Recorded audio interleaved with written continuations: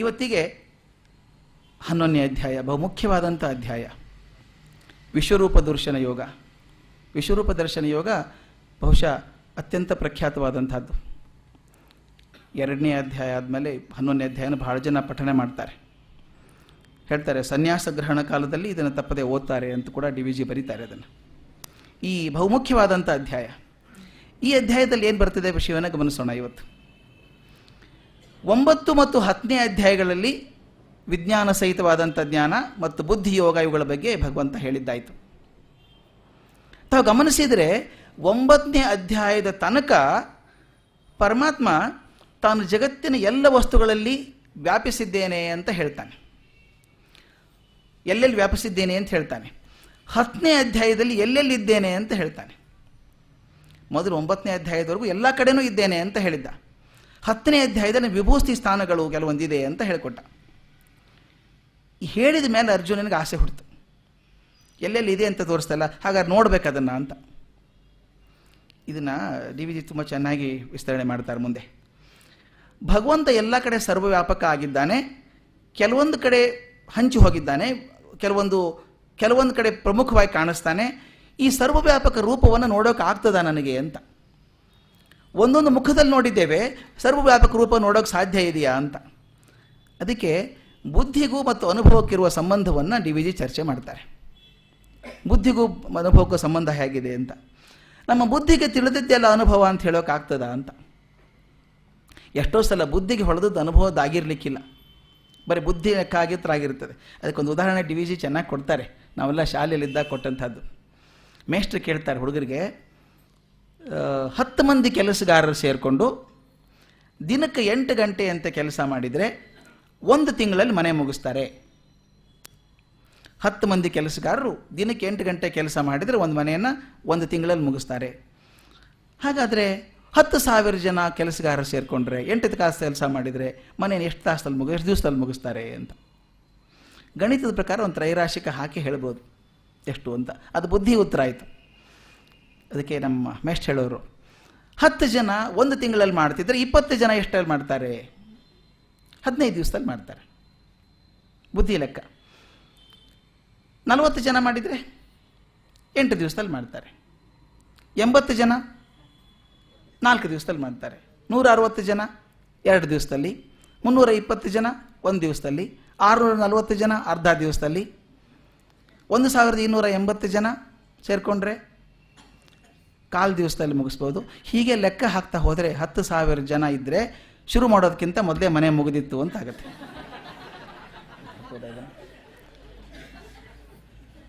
ಇದು ಬುದ್ಧಿಗೆ ಆಯಿತು, ಲೆಕ್ಕಕ್ಕೆ ಸರಿ ಆಯಿತು, ಗಣಿತಕ್ಕೆ ಸರಿ. ಇಷ್ಟು ಜನ ಇದ್ದರೆ ಇಷ್ಟು. ನಮ್ಮ ಅಜ್ಜ ನಾನು ಪ್ರಶ್ನೆ ಕೇಳೋರು, ಭಾಳ ತಲೆ ಕೆಡಿಸೋರು ನಮ್ಮ ಅಜ್ಜ, ಗಣಿತ ಮೇಷ್ಟ್ರು. ಅವ್ರು ಹೇಳೋರು, ಎಂಥ ಪ್ರಶ್ನೆ ಕೇಳಿದರೆ ಉತ್ತರ ಸಾಧ್ಯ ಇಲ್ಲ ಅದಕ್ಕೆ. ನಮ್ಮಲ್ಲಿ ರೊಟ್ಟಿ ಜಾಸ್ತಿ, ಜೋಳದ ರೊಟ್ಟಿ ಊಟ ಮಾಡೋದು. ಅವ್ರು ಹೇಳೋದು, 2 ರೊಟ್ಟಿಗೆ ಇಷ್ಟು ಚಟ್ನಿ ಕೊಟ್ಟರೆ 3 ರೊಟ್ಟಿಗೆ ಎಷ್ಟು ಅಂತ. ಹೆಂಗೆ ಕೈ ಮಾಡೋದು ಅದನ್ನು ಇಷ್ಟು ಅಂತ? ಆಗೋದಿಲ್ಲಲ್ಲ. ಅದು ಗಣಿತದಿಂದ ಬರೋಂಥದ್ದಲ್ಲ. ನಾವು ಉತ್ತರ ಏನು ಅಂತ ಅವ್ರನ್ನೇ ಕೇಳಬೇಕು. ಅದು ಚಟ್ನಿ ಹೇಗಾಗಿದೆ ಅದರ ಮೇಲಿದೆ ಅಂತ ಹೇಳೋರು. ರುಚಿಯಾಗಿದ್ದರೆ ಇಷ್ಟು, ಖಾರ ಆಗಿದ್ದರೆ ಇಷ್ಟು. ನೋಡಿ, ಅದು ಬುದ್ಧಿಗೆ ಬರುವಂಥ ಮಾತಲ್ಲ, ಅನುಭವಕ್ಕೆ ಬರುವಂಥ ಮಾತು. DVG ಹೇಳ್ತಾ ಇರೋದನ್ನು 10 ಜನ 1 ತಿಂಗಳಲ್ಲಿ ಮಾಡ್ತಿದ್ರೆ 10,000 ಜನ ಅಲ್ರಿ. ಒಬ್ಬ ಕಾಂಟ್ರಾಕ್ಟರ್ ಮಗನಿಗೆ ಪ್ರಶ್ನೆ ಕೇಳಿ ಹೇಳ್ತಾನೆ, ಆಗೋದೇ ಇಲ್ಲರಿ, ಮನೇನೆ ಕಟ್ಟೋಕ್ಕಾಗಲ್ಲ ನಿಮಗೆ ಅಂತಾನೆ ಅವನು. ಯಾಕಂದ್ರೆ 10,000 ಜನ ಕೆಲಸಕ್ಕಿಂತ ಜಾಸ್ತಿ ಜನ ಸೇರಿಸ್ಕೊಂಡ್ರೆ ಹರಟೆ ಹೊಡೆದು ಕಾಲಹರಣೆ ಮಾಡ್ತಾರೆ ವಿನಃ ಕೆಲಸ ಆಗೋಲ್ಲ. ಕಾಂಟ್ರಾಕ್ಟರ್ ಮಗನಿಗೆ ಗೊತ್ತದು. 10,000 ನಿಂತ್ಕೊಳ್ಳೋಕ್ಕಾದ್ರೂ ಜಾಗ ಬೇಡವಾ? ಅವರೇ ಬರೀತಾರೆ, ಆ 10 ಜನ ನಿಂತು ಕೆಲಸ ಮಾಡೋ ಜಾಗದಲ್ಲಿ 10,000 ಜನ ನಿಲ್ಲೋಕ್ಕಾದರೂ ಆಗತ್ತಾ? ಅದು ಅನುಭವದಿಂದ ಬರುವಂಥ ಮಾತು. ಅದಕ್ಕೆ ಬುದ್ಧಿ ಗ್ರಾಹ್ಯವಾದದ್ದು ಅನುಭವ ಗ್ರಾಹ್ಯವಾಗದು. ಬುದ್ಧಿ ಗ್ರಹಿಸಿದ ತತ್ವ ಅಲ್ಲಿಂದ ಮನಸ್ಸಿಗಿಳಿಬೇಕು, ಮನಸ್ಸಿಂದ ಇಂದ್ರಿಯಗಳಿಗೆ ದೇಹಕ್ಕೆ ಬರಬೇಕು, ಅಂದಾಗ ಮಾತ್ರ ಅದು ಅನುಭವ ಆಗ್ತದೆ ಅಂತ. ನೋಡಿ, ಬುದ್ಧಿಯಲ್ಲಿದ್ದದ್ದು ಅನುಭವ ಆಗಬೇಕಾದ್ರೆ ಇನ್ಕೊಂದ್ಸಲ ಹೇಳಿದ್ದು ಏನೋ ಗೊತ್ತಿಲ್ಲ, ನಮ್ಮ ಅಜ್ಜನ ದೊಡ್ಡ ಭಂಡಾರ ಅದು ಹೇಳಿದ್ದು. ಒಬ್ಬ ಡಾಕ್ಟ್ರು ಅನುಭವಕ್ಕೂ ಮತ್ತು ಬುದ್ಧಿಗೂ ವ್ಯತ್ಯಾಸ ಇರುವಂಥದ್ದನ್ನು, ಹಳ್ಳಿ ವೈದ್ಯ, ಮನೆಗೆ ಹೋಗಿ ನಾಡಿ ಹಿಡಿದು ಔಷಧಿ ಕೊಡುವಂಥ ಮನುಷ್ಯ. ಆತ ತನ್ನ ಮಗನ ಚೆನ್ನಾಗಿ ಓದಿಸ್ಬೇಕು ಅಂತ ಓದಿಸಿ FRCS ಮಾಡಿ ಕರೆಸಿದ. ಇಂಗ್ಲೆಂಡಿಗೆ ಹೋಗಿದ್ದ ಹುಡುಗ, ಚೆನ್ನಾಗಿ ಓದ್ಕೊಂಬಂದ, ದೊಡ್ಡ ಡಾಕ್ಟರಾಗಿ ಬಂದ ಅವನು. ಮಗ ಮನೆಗೆ ಬಂದಿದ್ನಲ್ಲ, ಯಾರೋ ಫೋನ್ ಮಾಡಿದರು, ನೋಡಿ ಸ್ವಾಮಿ ನಿನ್ನೆ ಔಷಧಿ ಕೊಟ್ಟಿದ್ರಲ್ಲ, ಇವು ಜಾಸ್ತಿ ಆಗಿಬಿಟ್ಟಿದೆ ರೋಗ ಅಂತ ಹೇಳಿದ್ರಂತೆ. ಅಪ್ಪ ಹೊರಟರು ಚೀಲ ಹಿಡ್ಕೊಂಡು, ನೋಡ್ಕೊಂಬರ್ತೀನಿ ವೈದ್ಯನ ಅಂದ. ಮಗ ಅಂತ FRCS ಮಗ, ನಾನು ಬರ್ತೀನಿ ನಡಿಯಪ್ಪ, ನಿನ್ನ ಹೇಗೆ ಮಾಡ್ತೀಯ ನೋಡ್ತೀನಿ ನೀನು ತಪಾಸ್ ಹೇಗೆ ಮಾಡ್ತೀಯಾ ಅಂತ. ಏನು ಮಾಡ್ತೀಯಪ್ಪ, ನಾನು ಹಳ್ಳಿ ಕೆಲಸ. ಬಂದ ಮಗ ಹೋದ ಜೊತೆಗೆ. ಇವರು ವೈದ್ಯರು ನಾಡಿ ಹಿಡಿದು ನೋಡಿದ್ರಂತೆ, ಜ್ವರ ಜಾಸ್ತಿ ಆಗಿದೆ. ಹೇಳಿದರು, ಅಪಥ್ಯ ಮಾಡಿದ್ದೀರಿ ನೀವು ಅಷ್ಟೇ, ಪಥ್ಯ ಹೇಳಿರಲಿಲ್ವ ನಾವು, ಅಪಥ್ಯ ಮಾಡಿದ್ದೀರಿ ಅಂದ್ರಂತೆ. ಇಲ್ಲ ಸ್ವಾಮಿ ಏನು ಕೊಟ್ಟಿಲ್ಲ ಅಂತಂತೆ. ಅದ್ಯಾಕೆ ಸುಳ್ಳು ಹೇಳ್ತೀರಿ, ಬಾಳೆಹಣ್ಣು ತಿನ್ನಿಸಿಲ್ವ ಇವನಿಗೆ, ನಾಡಿಯಲ್ಲಿ ಗೊತ್ತಾಗತ್ತೆ ನಾನು ಬಾಳೆಹಣ್ಣು ತಿಂದದ್ದು ಅಂದ್ರಂತೆ. ಅವರು ಹೌದು ಸ್ವಾಮಿ ತುಂಬ ಕೇಳ್ದ, ಕೊಟ್ವಿ, ಒಂದು ಅರ್ಧ ತಿನ್ನಿಸಿದ್ದೀವಿ ಅಂತ. FRCSಗೆ ಅದೇ ಹೊಡೆದು ಹೋಯ್ತು. ನಾಡಿಯಲ್ಲಿ ಬಾಳೆಹಣ್ಣು ಗೊತ್ತಾಗೋದು ಎಲ್ಲೂ ಕಲ್ತಿಲ್ಲ ಅವನು ಉಳ್ಕಿದೆಲ್ಲ ಗೊತ್ತು, ನಾಡಿಯಲ್ಲಿ ಬಾಳೆಹಣ್ಣು ಸಿಗುತ್ತೆ ಅಂತ ಗೊತ್ತಿಲ್ಲ ಅವನಿಗೆ. ಮನೆಗೆ ಬಂದಾಗ ಕೇಳಿದ್ದಂತೆ, ಅಪ್ಪ ಇದು ಹೇಗೆ ಬಾಳೆಹಣ್ಣು ನಾಡಿಯಲ್ಲಿ ಗೊತ್ತಾಯ್ತು ನಿನಗೆ, ನನಗೆ ಕಲಿಸ್ಲಿಲ್ಲ ಎಲ್ಲೂ ಇದನ್ನು ಅನ್ನಂತೆ. ಅಲ್ಲಯ್ಯ, ಕಾಮನ್ ಸೆನ್ಸ್ ಅಲ್ಲೇನೋ, ಹಳ್ಳಿ ಜನ ಸ್ವಚ್ಛಾಗಿ ಇಟ್ಕೊಂಡಿರಲ್ಲ. ಅವ್ನು ಹಾಸಿಗೆ ಮೇಲೆ ಕೂತು ನಾಡಿ ನೋಡ್ತಿರ್ಬೇಕಾದ್ರೆ ನಾನು ಏನು ಮಾಡ್ತಿದ್ದೆ, ಹಾಸಿಗೆ ಎತ್ತಿ ಎತ್ತಿ ನೋಡಿದೆ, ತಲೆಗೆ ನಡಿ ಕೆಲವೊಂದು ಬಾಳೆಹಣ್ಣಿನ ಸಿಪ್ಪೆ ಬಿದ್ದಿತ್ತು, ಗೊತ್ತಾಯಿತು. ಮಗು ಕೇಳಿದೆ ಅಂತ ಕೊಟ್ಟಿದ್ದಾರೆ ಅವರು, ಅದಕ್ಕೆ ಪಥ್ಯ ಕೆಡಿಸಿದ್ದಾರೆ ಅಂತ ಹೇಳಿದೆ, ಅದಕ್ಕೇನು ದೊಡ್ಡ ವಿಜ್ಞಾನ ಬೇಕಾ ಅಂದ್ರಂತೆ. ಓಹೋ ಇಷ್ಟೊಂದು ಸರಿ ಇದೆಯಲ್ಲ ಅಂದ. ಈಗ ಒಂದು 2 ದಿವಸ ಆದಮೇಲೆ ತಂದೆ ಇನ್ನೊಂದು ಹಳ್ಳಿಗೆ ಹೋಗಿದ್ದಾರೆ, ಮತ್ತೊಬ್ಬರು ಫೋನ್ ಮಾಡಿದರು, ಸ್ವಾಮಿ ನೀವು ಔಷಧಿ ಕೊಟ್ಟಿದ್ರಲ್ಲ ಮತ್ತು ಉಲ್ಬಣ ಆಗಿಬಿಟ್ಟಿದೆ ಇವತ್ತು ಅಂತ. ನಾನೇ ನೋಡ್ಕೊಂಬರ್ತೀನಿ ಅಂತ ಮಗ ಹೋದ. ಈಗ ಅವನಿಗೆ ಜ್ಞಾನ ಜೊತೆಗೆ ಅನುಭವ ಬೇರೆ ಸೇರ್ಕೊಂಡ್ಬಿಟ್ಟಿದೆಯಲ್ಲ, ಹೋದ. ಹೋಗ್ಬಿಟ್ಟು ಅವನು ನಾಡಿ ಹಿಡಿದು ನೋಡಿ ಹೇಳಿದ್ನಂತೆ, ಅಪಥ್ಯ ಮಾಡಿದ್ದೀರಿ ಅನ್ನಂತೆ. ಇಲ್ಲ ಸ್ವಾಮಿ ಅಪಥ್ಯ ಮಾಡಿಲ್ಲ ನಾವು, ಅವನಿಗೇನು ಹೇಳಿದ್ದು ಅದೇ ಕೊಟ್ಟಿದ್ದೀವಿ ಅಂತ. ಸುಳ್ಳು ಹೇಳ್ತೀರಾ? ಹಾಂ, ಚರ್ಮದ ತುಣುಕು ತಿನ್ನಿಸಿಲ್ಲ ಅವನಿಗೆ, ಚರ್ಮದ ತುಣುಕು ತಿನ್ನಿಸಿಲ್ಲ. ಅವ್ರಂತೆ ಚರ್ಮ ಹೆಂಗೆ ತಿನ್ನಿಸ್ತಾರೆ ಸ್ವಾಮಿ, ಹಾಂ ಮಗುಗೆ ತಿನ್ಸೋಕ್ಕಾಗುತ್ತೆ ಚರ್ಮ ಅಂತ. ನನಗೆ ನಾಡಿಯಲ್ಲಿ ಗೊತ್ತಾಗುತ್ತೆ ಚರ್ಮ ತಿನ್ನಿಸಿದ್ದೀರಿ ನೀವು ಅಂದಂತೆ. ಅವ್ರು ಬೈದು ಕಳಿಸಿದ್ರು. ಮನೆಗೆ ಹೋದ ತಂದೆಗೆ ಹೇಳಿದ್ರಂತೆ, ಎಂಥ ಮಗ ರೀ ಅವನು, ಹಾಂ ಮನುಷ್ಯಗೆ ಔಷಧಿ ಕೊಡೋನು ಅವನು, ನೋಡಿ ಮಗುಗೆ ಚರ್ಮ ತಿನ್ನಿಸಿದಿ ಅಂತಾರೆ, ಹಾಗ್ಯಾಕೆ ಹೇಳಿದೆ ನೀನು ಅಂತ ಕೇಳಿದ್ರಂತೆ. ನೀವು ಹೇಳಿದ್ರೆ ಸುತ್ತು ಎತ್ತು ನೋಡಿ ಅಂತ ಹೇಳಿದ್ರಲ್ಲ, ನಾನು ಹಾಗೆ ನೋಡಿದೆ, ಕೆಳಗೊಂದು ಚೂರು ಬಿದ್ದಿತ್ತು, ಚರ್ಮದ ಚೂರು ಬಿದ್ದಿತ್ತು. ಚಮ್ಮಗಾರ ಮನೆ, ಚಮ್ಮಾರ ಮನೆ ಅದು, ಚಮ್ಮಾರ ಮನೆಯಲ್ಲಿ ಚೂರು ಬಿದ್ದಿರುತ್ತೆ ಅಲ್ಲಿ ಇಲ್ಲಿ, ಹಾಸಿಗೆ ಕೆಳಗೊಂದು ಚೂರು ಬಿದ್ದಿದೆ. ಇವ್ರು ಅದನ್ನೇ ಹಿಡ್ಕೊಂಡು ಚಿಪ್ಲಿ ತಿನ್ನಿಸಿದ್ದೀರಿ ಚರ್ಮ ತಿನ್ನಿಸಿದ್ದೀರಿ ಅನ್ನೋಕ್ಕಾಗತ್ತಾ? ಅದಕ್ಕೆ ಬುದ್ಧಿಗೆ ಬಂದದ್ದು ಅನುಭವಕ್ಕೆ ಬರಬೇಕು ಅಂತಿಲ್ಲ. ಅದಕ್ಕೆ ಹೇಳ್ತಾರೆ, ಬುದ್ಧಿಯಿಂದ ಅನುಭವಕ್ಕೆ ಬರಬೇಕಾದ್ರೆ ಅದು ಮನಸ್ಸಿಗೆ ಇಳಿಬೇಕು, ಮನಸ್ಸಿಂದ ದೇಹಕ್ಕೂ ಇಂದ್ರಿಯಕ್ಕೂ ಹೋದಾಗ ಅದು ಅನುಭವ ಆಗ್ತದೆ. ಅನುಭವ ಆದದ್ದೇ ಪೂರ್ಣ ಜ್ಞಾನ ಅಂತ. ಆ ಪೂರ್ಣ ಜ್ಞಾನ ಆಗಬೇಕು. ಈ ಪರತತ್ವ ವಸ್ತು ಅಂತಿದೆಯಲ್ಲ, ಅದರ ಶಾಸ್ತ್ರ ಇದೆಯಲ್ಲ, ಇದು ಬೇಸಿಕಲಿ ಅನುಭವ ಪ್ರಧಾನವಾದಂಥ ವಿಷಯ, ಬಾಯಿಂದ ಹೇಳೋದಲ್ಲ, ಅನುಭವಕ್ಕೆ ಬಂದಾಗೆ ಸರಿಯದು. ಈ ಅನುಭವಕ್ಕೆ ಬುದ್ಧಿಯ ಕರ್ಣಗಳು ಸೇರಿಕೊಂಡು ಒಂದಾದಾಗ ಒಂದು ತತ್ವಾನುಭೂತಿ ಅಂತ ಆಗ್ತದೆ. ಬುದ್ಧಿ ಜೊತೆಗೆ ಕರ್ಣಗಳು ಸೇರಿಕೊಳ್ಬೇಕು, ಬಹಿಕರಣ ಅಂತಃಕರಣಗಳು ಸೇರಿಕೊಂಡಾಗ ಒಂದು ತತ್ವಾನುಭೂತಿ ಅಂತ ಆಗ್ತದೆ. ಅದಕ್ಕೆ ಉದಾಹರಣೆಯಾಗಿರುವಂಥದ್ದು ಇವತ್ತು 11ನೇ ಅಧ್ಯಾಯ. ಇದರಷ್ಟು ಅದ್ಭುತವಾದ ಅಧ್ಯಾಯ, ಬಹಳ ಅದ್ಭುತವಾದ ಮನಸ್ಸಿಗೆ ಮುಟ್ಟುವಂಥ ಅಧ್ಯಾಯ. ವ್ಯಾಸರ ನಾಟಕೀಯ ಶೈಲಿ ಇದೆಯಲ್ಲ ತುಂಬ ಚೆನ್ನಾಗಿ ಬಂದಿದೆ ಇದರೊಳಗೆ. ಛಂದಸ್ಸನ್ನು ಬದಲಾಯಿಸಿಬಿಟ್ಟಿದ್ದಾರೆ ಇದರೊಳಗೆ ಅವರು ಮುಂದೆ ಬಂದಾಗ. ಇಲ್ಲಿವರೆಗೂ ಕೃಷ್ಣ ನೀಡಿದ ಉಪದೇಶದಿಂದ ಅರ್ಜುನನಿಗೆ ಬುದ್ಧಿಗೆ ತೃಪ್ತಿಯಾಗಿದೆ. ಆದರೆ ಅವನಿಗೆ ಕರ್ಣಕ್ಕೂ ಅದು ಸಿಕ್ಕರೆ ಚೆನ್ನಾಗಿರ್ತದೆ ಅಂತ ಅನಿಸ್ತಾ ಇದೆ. ಬುದ್ಧಿಗೆ ತೃಪ್ತಿ ಆಯಿತು, ಅನುಭವಕ್ಕೆ ಬರಬೇಕಾದ್ರೆ ನನ್ನ ಕರ್ಣಗಳಿಗೂ ಕಾಣಿಸ್ಬೇಕಲ್ಲ ಅಂತ. ಈ ಮಾತನ್ನು ಹೇಳಬೇಕಾದ್ರೆ ಒಂದು ಘಟನೆ ನೆನಪಾಗ್ತದೆ ನನಗೆ. ಸ್ವಲ್ಪ ದಿವಸಗಳ ಹಿಂದೆ ಡಿಸೆಂಬರ್ 26 ತಮಗೆ ಗೊತ್ತು, ಸುನಾಮಿ ಬಂತು ಎಲ್ಲ ಕಡೆಗೆ. ನನಗಿಲ್ಲಿ ಅವಕಾಶ ಆಗಲಿಲ್ಲ. ವಿಚಾರ ಮಾಡಿದ್ದೆ, ತಂದು ತೋರಿಸ್ಬೇಕು ಅಂತ ಕೂಡ ಪ್ಲ್ಯಾನ್ ಮಾಡಿದ್ದೆ ನಾನು ಅದನ್ನು. ಯಾಕೆ ತೋರಿಸ್ಬೇಕು ಅಂತಿದ್ದೆ, ಒಂದು ಕಾರಣ ಇತ್ತು. ಸುನಾಮಿ ಬಗ್ಗೆ ಪೇಪರಲ್ಲಿ ತುಂಬ ಓದ್ಬಿಟ್ಟಿದ್ದೀವಿ ನಾವು, ಹಾಗಾಯಿತು ಹೀಗಾಯಿತು, ಏನು ತೆಂಗಿನ ಮರದ ಹತ್ರ ಒಂದು ತೆರೆ ಬಂತಂತೆ, ಹಾಗೆ ಬಂತಂತೆ, ಕೊಚ್ಕೊಂಡು ಹೋಯ್ತಂತೆ ಅಂತ. ಇದು ಯುದ್ಧಸ್ಯ ವಾರ್ತಾರಮ್ಯ, ಕೇಳೋಕೆ ತುಂಬ ಚೆನ್ನಾಗಿರುತ್ತೆ, ಹಾಗಾಯ್ತಂತೆ ಹೀಗಾಯ್ತಂತೆ ಅಂತ ಕೇಳೋಕೆ ಚೆನ್ನಾಗಿರುತ್ತೆ. ಅದನ್ನು ನೋಡಿದರೆ ಎದೆ ಹೊಡೆದು ಹೋಗುತ್ತೆ ನಮಗೆ. ಅದನ್ನು ಓದಿ ಒಂದು ಥರದ ಬುದ್ಧಿಗೆ ಪರಿಣಾಮ ಆಗಿದೆ. ಸುನಾಮಿ ಅಂತ ದೊಡ್ಡ ಅಲೆ ಬರ್ತದೆ ಅಂತ, ಅದು ಎಷ್ಟು ದೊಡ್ಡದು, ಅದು ಹೇಗೆ ಬಂತು ಅಂತಂದನ್ನು ನೋಡಿದವರೇ ಹೇಳಬೇಕು ಅದನ್ನು. ನಾನು ಒಂದು ಸಲ ಇದನ್ನು ಥಾಯ್ಲ್ಯಾಂಡಲ್ಲಿ ಹೋದಾಗ ರೆಕಾರ್ಡ್ ಮಾಡ್ಕೊಂಡ್ಬಂದಿದ್ದೀನಿ.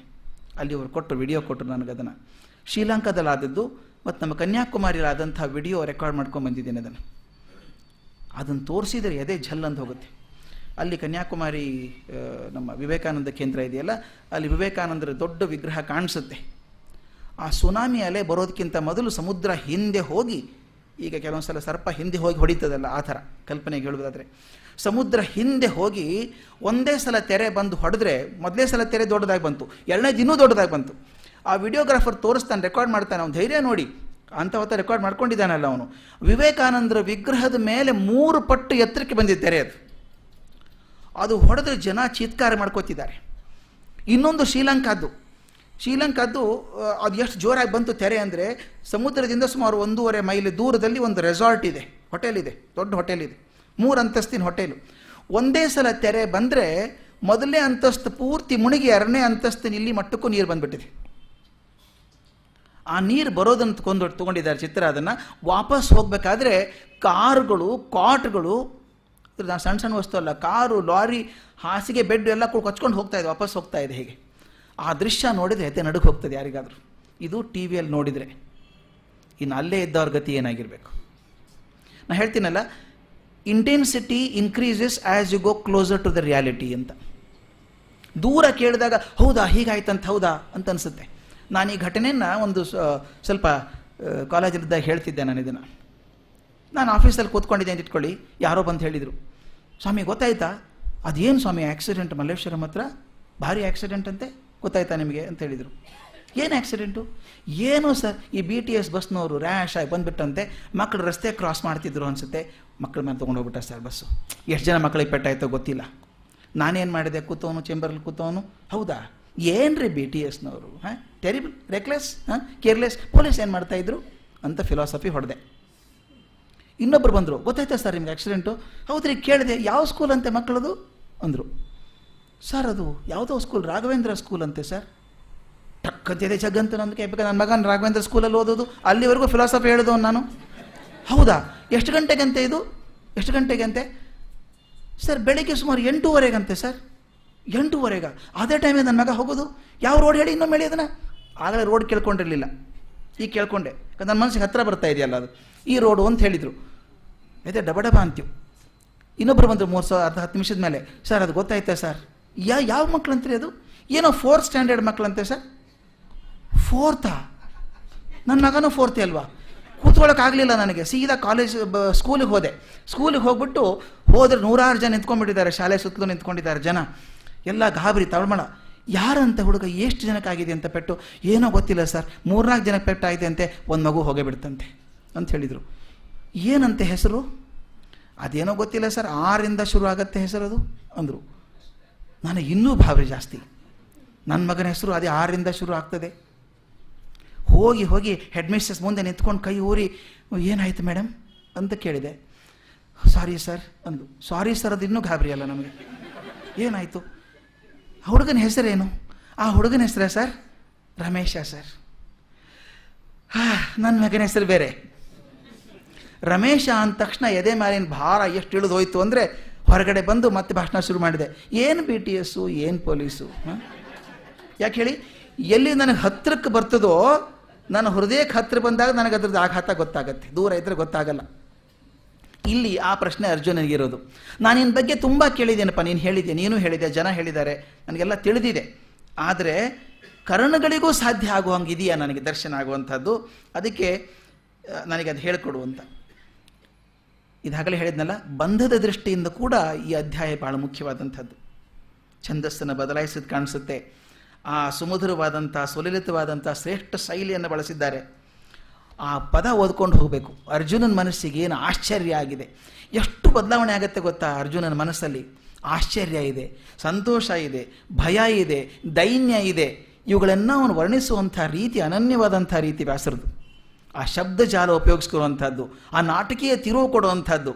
ನಡು ಬರೀ ಕೃಷ್ಣ ಅರ್ಜುನ ಸಂವಾದ ಆಗ್ಬೇಕಾದ್ರೆ ತಕ್ಷಣ ತೊಗೊಂಡು ಹೋಗಿ ಅರಮನೆ ತೊಗೊಂಡು ಹೋಗ್ತಾರೆ. ಸಂಜೆಯ ಧೃತರಾಷ್ಟ್ರನಿಗೆ ಹೇಳ್ತಿರೋ ಹಾಗೆ. ಅಂದರೆ ಅರ್ಜುನ ಏನು ಕಾಣ್ತಿದ್ದಾನೆ ಅನ್ನೋದನ್ನು ಸಂಜಯನ ಬಾಯಿಂದ ಹೇಳಿಸ್ತಾರೆ. ಇಷ್ಟು ನಾಟಕೀಯ ತಿರುವುಗಳಂಥ ಇದು ಅಧ್ಯಾಯ ಬಹಳ ಮುಖ್ಯವಾದಂಥದ್ದು. ಯಾರ ಕಡೆಯಿಂದ ಏನು ಹೇಳಿಸ್ಬೇಕು, ಸಂಜಯನಿಂದ ಯಾವ ಮಾತು ಹೇಳಿಸ್ಬೇಕು, ಕೃಷ್ಣನಿಂದ ಯಾವ ಮಾತನ್ನು ಹೇಳಿಸ್ಬೇಕು, ಅರ್ಜುನಿಂದ ಯಾವ ಮಾತನ್ನು ಹೇಳಿಸ್ಬೇಕು, ಪೂರ್ತಿ ಪ್ಲ್ಯಾನ್ ಮಾಡಿ ಬರೋದು ಆಗಿದೆ. ಅದು ಅಧ್ಯಾಯ ಪ್ರಾರಂಭ ಆಗೋದು ಅರ್ಜುನನ ಮಾತಿನಿಂದ. ಮದನುಗ್ರಹಾಯ ಪರಮಂ ಗುಹ್ಯಂ ಅಧ್ಯಾತ್ಮ ಸಂಹಿತಂ ಯತ್ವಯೋಕ್ತಂ ವಚಸ್ತೇನ ಮೋಹೋಯಂ ವಿಗತೋ ಮಮಃ. ಹೇ ಕೃಷ್ಣ, ನನ್ನ ಮೇಲೆ ಅನುಗ್ರಹ ಇಟ್ಟು ಯಾವ ರಹಸ್ಯವಾದ ಅಧ್ಯಾತ್ಮ ತತ್ವವನ್ನು ನನಗೆ ಬೋಧಿಸಿದೆಯೋ ಅದರಿಂದಾಗಿ ನನ್ನ ಮೋಹ ನಷ್ಟವಾಯಿತು ಅಂತ 2 ಸಲ ಹೇಳ್ತಾನೆ ಅರ್ಜುನ. ಮೋಹ ನಷ್ಟವಾಯಿತು, ಈಗೊಮ್ಮೆ ಹೇಳ್ತಾನೆ, ಕೊನೆಗೊಮ್ಮೆ ಹೇಳ್ತಾನೆ. ನಷ್ಟೋ ಮೋಹ ಸ್ಮೃತಿರ್ಲಬ್ಧ ಅಂತ ಕೊನೆಗೊಮ್ಮೆ ಹೇಳ್ತಾನೆ. ಇಲ್ಲಿ ನನ್ನ ಮೋಹ ಹೋಯಿತು ಅಂತ ಹೇಳ್ತಾನೆ. ಇದು ಬುದ್ಧಿ ಮಾತು. ನನಗೆ ಮೋಹ ಹೋಯಿತು ಅಂತ ಹೇಳೋದು ಬುದ್ಧಿ ಮಾತು. ಆದರೆ ಆ ಹೇಳಿದ ಮಾತು, ಕೃಷ್ಣ ಹೇಳಿದ ಮಾತಿದೆಯಲ್ಲ, ಚಿಂತನೆಯಲ್ಲಿ ಕೂತ್ಕೊಂಡ್ಬಿಟ್ಟಿದೆ. ಅವಾಗೇನು ಮಾಡ್ತಾನೆ ಅರ್ಜುನ ಅಂದರೆ ಮುಂದಿನ ಶ್ಲೋಕದಲ್ಲಿ ಒಳ್ಳೆ ಸ್ಟೂಡೆಂಟ್ ಮಾಡ್ತಾರೆ ನೋಡಿ. ಸರ್ ನಿನ್ನೆ ಕ್ಲಾಸಲ್ಲಿ ಏನೇನಾಯಿತು ಸಮರಿ ಮಾಡಿಬಿಡ್ತೇನೆ ಅಂತ. ಹಾಗೆ ಏನೇನು ಅರ್ಥ ಆಗಿದೆ ತನಗೆ ಇಲ್ಲಿವರೆಗೂ ಅನ್ನೋಗೆ ತಾನು ಕಲ್ತದ್ದೇನು, ಜೀವ ಅಂದ್ರೇನು, ಜಗತ್ತಂದ್ರೇನು, ಜೀವರಾಶಿಗಳ ಉತ್ಪತ್ತಿ ಹೇಗಾಯಿತು, ಈಶ್ವರ ಅಂದರೆ ಏನು, ಪರಮಾತ್ಮನ ಅವ್ಯಯವಾದಂಥ ಮಹಾತ್ಮೆ ಹೇಗೆ, ಇವುಗೆಲ್ಲರ ಬಗ್ಗೆ ತಾನು ಸಮಾಧಾನ ಹೊಂದಿದ್ದೇನೆ ಅಂತ ಹೇಳಿಬಿಟ್ಟು ಮುಂದೆ ತಾನು ಬೇಡಿಕೆ ಇಡ್ತಾನೆ. ಆ ಬೇಡಿಕೆ ಏನಪ್ಪ ಅಂದರೆ ಏವಮೇತತ್ ಯಥಾರ್ಥ ತ್ವಮಾತ್ಮಾನಂ ಪರಮೇಶ್ವರ ದೃಷ್ಟುಮಿಚ್ಛಾಮಿ ತೇ ರೂಪಂ ಐಶ್ವರಂ ಪುರುಷೋತ್ತಮ ಅಂತ. ದೃಷ್ಟುಮಿಚ್ಛಾಮಿ ತೇ ರೂಪಂ, ಎಂಥದ್ದು ಐಶ್ವರ್ಯವಾದಂಥ ರೂಪ, ಪುರುಷೋತ್ತಮನ ರೂಪ ನೋಡಬೇಕು ಅಂತ ಹೇಳ್ತಾನೆ. ನೀನು ಹೇಳಿದ್ದೆಲ್ಲ ತುಂಬ ಸರಿ ಆಯ್ತಪ್ಪ, ಒಪ್ಕೋತೇನೆ, ಆದರೆ ಪುರುಷೋತ್ತಮ ನಿನ್ನ ಐಶ್ವರ್ಯ ರೂಪ ನೋಡಬೇಕು ಅಂತ ಇಚ್ಛೆ ಪಡ್ತಿದ್ದೀನಿ ನಾನು ಅಂತ ಹೇಳ್ತಾನೆ. ವಿಶ್ವರೂಪದ ಬೇಡಿಕೆಯನ್ನೇನೋ ಮುಂದಿಟ್ಟ ಅವನು. ಆದರೆ ಕೇಳಿದ ಮೇಲೆ ಸಂದೇಹ ಬಂತು ಅವನಿಗೆ. ಸಂದೇಹ ಏನು ಅಂತಂದರೆ ಭಗವಂತ ಕೊಡ್ಬೋದೇನೋ, ವಿಶ್ವರೂಪ ಕೊಡ್ಬೋದು ನನಗೆ, ಅದನ್ನು ತಗೊಳ್ಳೋ ಶಕ್ತಿ ನನಗಿದೆಯಾ ಅಂತ. ನೋಡಿ, ಕೇಳೋ ಸುಲಭ, ಪಡ್ಕೊಳ್ಳೋ ಶಕ್ತಿ ಇದೆಯಾ ಅಂತ ಚಿಂತೆ ಬಂತು ಅವನಿಗೆ. ಅವನಲ್ಲಿ ಎಷ್ಟು ಅರ್ಜುನನಿಗೆ ಈಗ ದೈನ್ಯ ಬಂದಿದೆ ಅಥವಾ ಅಹಂಕಾರ ಹೋಗಿದೆ ಅನ್ನೋದಕ್ಕೆ ಈ ಶ್ಲೋಕ ಬಹಳ ದೊಡ್ಡ ಒಂದು ಸಿಗ್ನಲ್ ಅಂತ ಹೇಳ್ತೇನೆ ನಾನು, ಸೂಚನೆ ಅದು. ಅವನು ಎಷ್ಟು ವಿನಯನಾಗಿ ದೀನನಾಗಿ ಕೇಳ್ತಾನೆ ಅಂದರೆ ಮನ್ಯಸೆ ಯದಿ ಯತ್ ಶಕ್ಯಂ ಮಯಾ ದೃಷ್ಟಿಮಿತಿ ಪ್ರಭು ಯೋಗೇಶ್ವರ ತಥೋ ವೇತ್ತಂ ದರ್ಶಯಾತ್ಮಾನ ವೈವಯಂ. ಎಷ್ಟು ಅದ್ಭುತ. ಮನ್ಯಸೆ ಯದಿ ಯತ್ ಶಕ್ಯಂ ಮಯಾ ದೃಷ್ಟಿಮಿತಿ ಪ್ರಭು ಯೋಗೇಶ್ವರ ತಥೋ ವೇತ್ತಂ ದರ್ಶಯಾತ್ಮಾನ ವೈವಯಂ. ಪ್ರಭು, ವಿಶ್ವರೂಪವನ್ನು ನೋಡುವಂಥ ಯೋಗ್ಯತೆ ನನಗಿದೆ ಅಂತ ನಿನಗನಿಸಿದರೆ, ನೋಡಿ ನಾವೇನೋ ಕೊಡು ಅಂತ ಅನ್ಬಹುದು, ಆದರೂ ತಗೊಳ್ಳೋ ಶಕ್ತಿ ಇದೆ ಅಂತ ತೀರ್ಮಾನ ಮಾಡೋರು ಯಾರು? ನನಗಿಲ್ಲ ಆ ಶಕ್ತಿ, ನೀನೇ ತೀರ್ಮಾನ ಮಾಡಬೇಕು. ಆ ಶಕ್ತಿ ಎಂಥದ್ದು ಅಂತ ನನಗೆ ಗೊತ್ತಿಲ್ಲ, ಇನ್ಮೇಲೆ ನೀನು ಕೊಡುವಂಥದ್ದು, ಆ ಕೊಡುವಂಥ ಶಕ್ತಿ ನನಗಿದೆ ಅಂತ ನೀನು ಅನ್ಕೊಳ್ಳೋದಾದರೆ ದಯವಿಟ್ಟು ಆ ರೂಪವನ್ನು ನನ್ನ ದರ್ಶನ ಮಾಡು ಅಂತ ಹೇಳ್ತಾನೆ. ಇದು ಅಹಂಕಾರ ಹೋದಂಥ ಅರ್ಜುನನ ಲಕ್ಷಣ. ಹೇಳ್ತಾನೆ, ನನಗೆ ನೋಡೋ ಶಕ್ತಿ ಇದೆ ಅಂತ ನೀನು ಸರ್ಟಿಫೈ ಮಾಡಬೇಕು, ನನಗೆ ಗೊತ್ತಾಗಲ್ಲ, ನೀನಿದೆ ಅಂತ ಅನ್ನೋದಾದರೆ ಮಾತ್ರ ನನಗೆ ಹೇಳುವುದಂತ. ಇದಕ್ಕೆ ನನಗೆ ಪ್ಯಾರಲಲ್ ಆಗಿ ಸಮಾಂತರವಾಗಿ ಸಿಗುವಂಥದ್ದು ಟ್ಯಾಗೋರ್ ಗೀತಾಂಜಲಿ. ಮತ್ತು ಟ್ಯಾಗೋರ್ ಗೀತಾಂಜಲಿಯಲ್ಲಿ ಇದೇ ಮಾತು ಹೇಳ್ತಾರೆ, 28ನೇ ಪದ್ಯ, ಅದ್ಭುತವಾದಂಥ ಪದ್ಯ.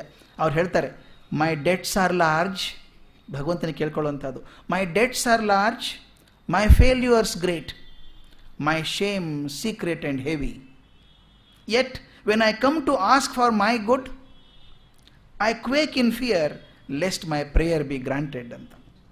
ಅದ್ಭುತವಾದಂಥ ಮಾತು. ಭಗವಂತ ನಿನ್ನ ಕಡೆಗೆ ಬರ್ತೀನಿ, my debts are large, my failures are great. ನನ್ನ ಅಸಫಲತೆಗಳ ಒಂದು ಪರಂಪರೆ ನಿಂತ್ಕೊಂಡಿದೆ ನನ್ನ ಮುಂದೆ, ಸೋತಿದ್ದೀನಿ ಬೇಕಾದಷ್ಟು ಕಡೆಗೆ. My shame secret and heavy, yet when I come to ask for my good. ಭಗವಂತ ನನಗೆ ಒಳ್ಳೇದು ಮಾಡು ಅಂತ ನಿನ್ನ ಕಡೆ ಕೇಳ್ಕೊಳ್ಳೋಕೆ ಬಂದಾಗ ಐ ಕ್ವೇಕ್ ಇನ್ ಫಿಯರ್, ಭಯದಿಂದ ನಡುಗೆ ಹೋಗ್ತೇನೆ ನಾನು. ಯಾಕೆ ನಡುಗ್ತೇನೆ ಅಂದರೆ ನೀನು ಎಲ್ಲಿ ಕೊಟ್ಟು ಬಿಡ್ತೀಯೋ ಅಂತ. ಕೇಳ್ಕೊಳ್ಳೋ ಶಕ್ತಿ ಇಲ್ಲ ಅಂತ ನನಗೆ ಗೊತ್ತಿದೆ, ಕುಗ್ಗಿ ಹೋಗಿದ್ದೇನೆ, ಅಸಫಲತೆಯಿಂದ ಅವಮಾನದಿಂದ ಕುಗ್ಗಿ ಹೋಗಿದ್ದೇನೆ ನಾನು. ನೀನು ಹೋಗ್ಬಿಟ್ಟು ಭಗವಂತ ನನ್ನ ಕರುಣೆ ಮಾಡು, ನಾನು ಕೇಳಿದ್ದನ್ನು ಕೊಡು ಅಂತ ಹೇಳಿದಾಗ ನೀನು ಎಲ್ಲಿ ಕೊಟ್ಟು ಬಿಡ್ತೀಯೋ ಅಂತ ಹೆದರಿಕೆಯಾಗಿ ನಡುಗ್ತೇನೆ ನಾನು ಅಂತ. ಭಗವಂತ ಕೊಟ್ಟದನ್ನು ಪಡ್ಕೊಳ್ಳೋಕ್ಕೂ ಒಂದು ಶಕ್ತಿ ಬೇಕಲ್ಲ. ಅದಕ್ಕೆ ಹೇಳಿದ ಮೇಲೆ ಹೇಳ್ತಾನೆ, ಅದಕ್ಕೆ ಪರಮಾತ್ಮ ಹೇಳ್ತಾನೆ, ಪಶ್ಯಮೇ ಪಾರ್ಥರೂಪಾಣಿ ಶತಶೋತ ಸಹಸ್ರಶಃ ನಾನಾ ವಿಧಾನಿ ದಿವ್ಯಾನಿ ನಾನಾ ವರ್ಣಾಕೃತಿ ನಿಜ. ಪಾರ್ಥ ನೋಡ್ಬೇಕಂತೆಯಲ್ಲ, ನೋಡು. ಹಾಗಾದರೆ ನೋಡು, ನಾನಾ ವಿಧಗಳಿಂದ, ನಾನಾ ವರ್ಣಗಳಿಂದ, ನಾನಾ ರೂಪಗಳಿಂದ ಕೂಡಿದಂಥ ನನ್ನ ದಿವ್ಯವಾದ ಈ ಕೋಟ್ಯಾಂತರ ರೂಪಗಳನ್ನು ನೋಡುವಂಥ ಒಂದು ರೂಪ ಅಲ್ಲ, ಶತಶೋತ ಸಹಸ್ರಶಃ 100 ಕೋಟಿ ರೂಪಗಳನ್ನು ತೋರಿಸ್ತೇನೆ ನೋಡು ಅಂತ ಹೇಳ್ತಾನೆ. ನೋಡ್ಬಿಟ್ಟು ಹೇಳ್ತಾನೆ, ಏನೇನು ಕಾಣಿಸ್ತದೆ ಅಲ್ಲಿ ಅಂತ, ಏನೇನು ಕಾಣಿಸ್ತದೆ ಅಂತ. ಪಶ್ಯ, ನೋಡು, ಆದಿತ್ಯಾನ್ ವಸೂನ್ ರುದ್ರಾನ್ ಅಶ್ವಿನೌ ಮರುತಸ್ತತ ಬಹೂನಿ ಅದೃಷ್ಟಪೂರ್ವಾಣಿ ಪಶ್ಯ ಆಶ್ಚರ್ಯಾಣಿ ಪಾರಥ. ಹೇಳ್ತಾನೆ, ಹೇ ಭಾರತ, ಭಾರತ ಶ್ರೇಷ್ಠ, ನೋಡು, ಅದೃಷ್ಟಪೂರ್ವಾಣಿ, ಹಿಂದೆ ನೋಡಿದಂಥದ್ದಲ್ಲ ನೀನು, ಆಶ್ಚರ್ಯಗಳನ್ನು ನೋಡಿಲ್ಲ, ಇಂಥ ಅದ್ಭುತಗಳನ್ನು ಆಶ್ಚರ್ಯ ನೋಡಿಲ್ಲಲ್ಲ, ಅದನ್ನು ನೋಡು. ಏನೇನು ನೋಡ್ತೀಯ ಅಲ್ಲಿ? ಆದಿತ್ಯರುಗಳಿದ್ದಾರೆ, ವಸುಗಳಿದ್ದಾರೆ, ರುದ್ರರಿದ್ದಾರೆ, ಅಶ್ವಿನಿ ಕುಮಾರರಿದ್ದಾರೆ, ದೇವತೆಗಳಿದ್ದಾರೆ, ಮತ್ತು ಹಿಂದೆ ನೀನು ಕಂಡು ನೋಡಿಲಾರದಂಥ ಅದ್ಭುತವಾದ ರೂಪಗಳನ್ನು ನೀನು ನೋಡು ಈಗ ಅಂತ ತೋರಿಸ್ತಾನೆ. ಈ ಮಾತನ್ನು DVG ಸ್ವಲ್ಪ ಚರ್ಚೆ ಮಾಡ್ತಾರೆ. ಯಾಕೆ ಭಗವಂತ ಹೇಳ್ತಾ ಹೋದ, ಅದನ್ನು ನೋಡು, ಇದನ್ನು ನೋಡು, ಆದಿತ್ಯರಿದ್ದಾರೆ, ವಸುಗಳಿದ್ದಾರೆ, ದೇವತೆಗಳಿದ್ದಾರೆ ಅಂತ ಯಾಕೆ ಹೇಳ್ಕೊಂಡು ಹೋದ ಅಂತ ಹೇಳ್ತಾರೆ. ನಾವು ಹಾಗೆ ಮಾಡ್ತೀವಿ ಅಂತ DVG ಹೇಳೋದು. ದೊಡ್ಡ ಗುಂಪಿನಲ್ಲಿ ಜನ ಇದ್ದರೆ ಅಲ್ಲಿದ ನೋಡ್ರಿ, ಅವನೇ ನೋಡ್ರಿ ಅಂತ ತೋರಿಸಲ್ವ ನಾವು ಕಾಮೆಂಟ್ರೇಟ್ ಹೇಳಬೇಕಾದ್ರೆ? ಈಗ ನಾವು ನೋಡಿದ್ದೀನಿ ಕ್ರಿಕೆಟ್ ಗ್ರೌಂಡಲ್ಲಿ ಹೋದಾಗ 15 ಜನ ಗ್ರೌಂಡಲ್ಲಿ ಹೋಗ್ತಾರೆ ಫೀಲ್ಡಿಂಗ್ ಹೋದಾಗ. ಎಲ್ರಿಗೂ ಯಾರು ಅಂತ ಗೊತ್ತು. ಅದ್ರ ಪಕ್ಕದವ್ರು ತಿವುದು ಹೇಳೋದೇನೋ, ಅವನೇ ನೋಡಿ ತೆಂಡೂಲ್ಕರ್ ಇದ್ದಾನೆ, ನಾವು ತೆಂಡೂಲ್ಕರ್, ಅವನಿದ್ದಾನಲ್ಲ ಇವನು ಅಂತ ಹೇಳ್ಕೊಂಡು ಹೋಗೋದು. ಅಥವಾ ನಮ್ಮ ಮನೆಯಲ್ಲಿ ಒಂದು ಫ್ಯಾಮಿಲಿ ಫೋಟೋ ಇರುತ್ತೆ, ದೊಡ್ಡ ಫ್ಯಾಮಿಲಿ ಫೋಟೋ ಇರುತ್ತೆ, ಮದುವೆಯಲ್ಲಿ ತೆಗೆದಿರುತ್ತೆ, ಒಂದು 50 ಜನ ಕೂತಿರ್ತಾರೆ.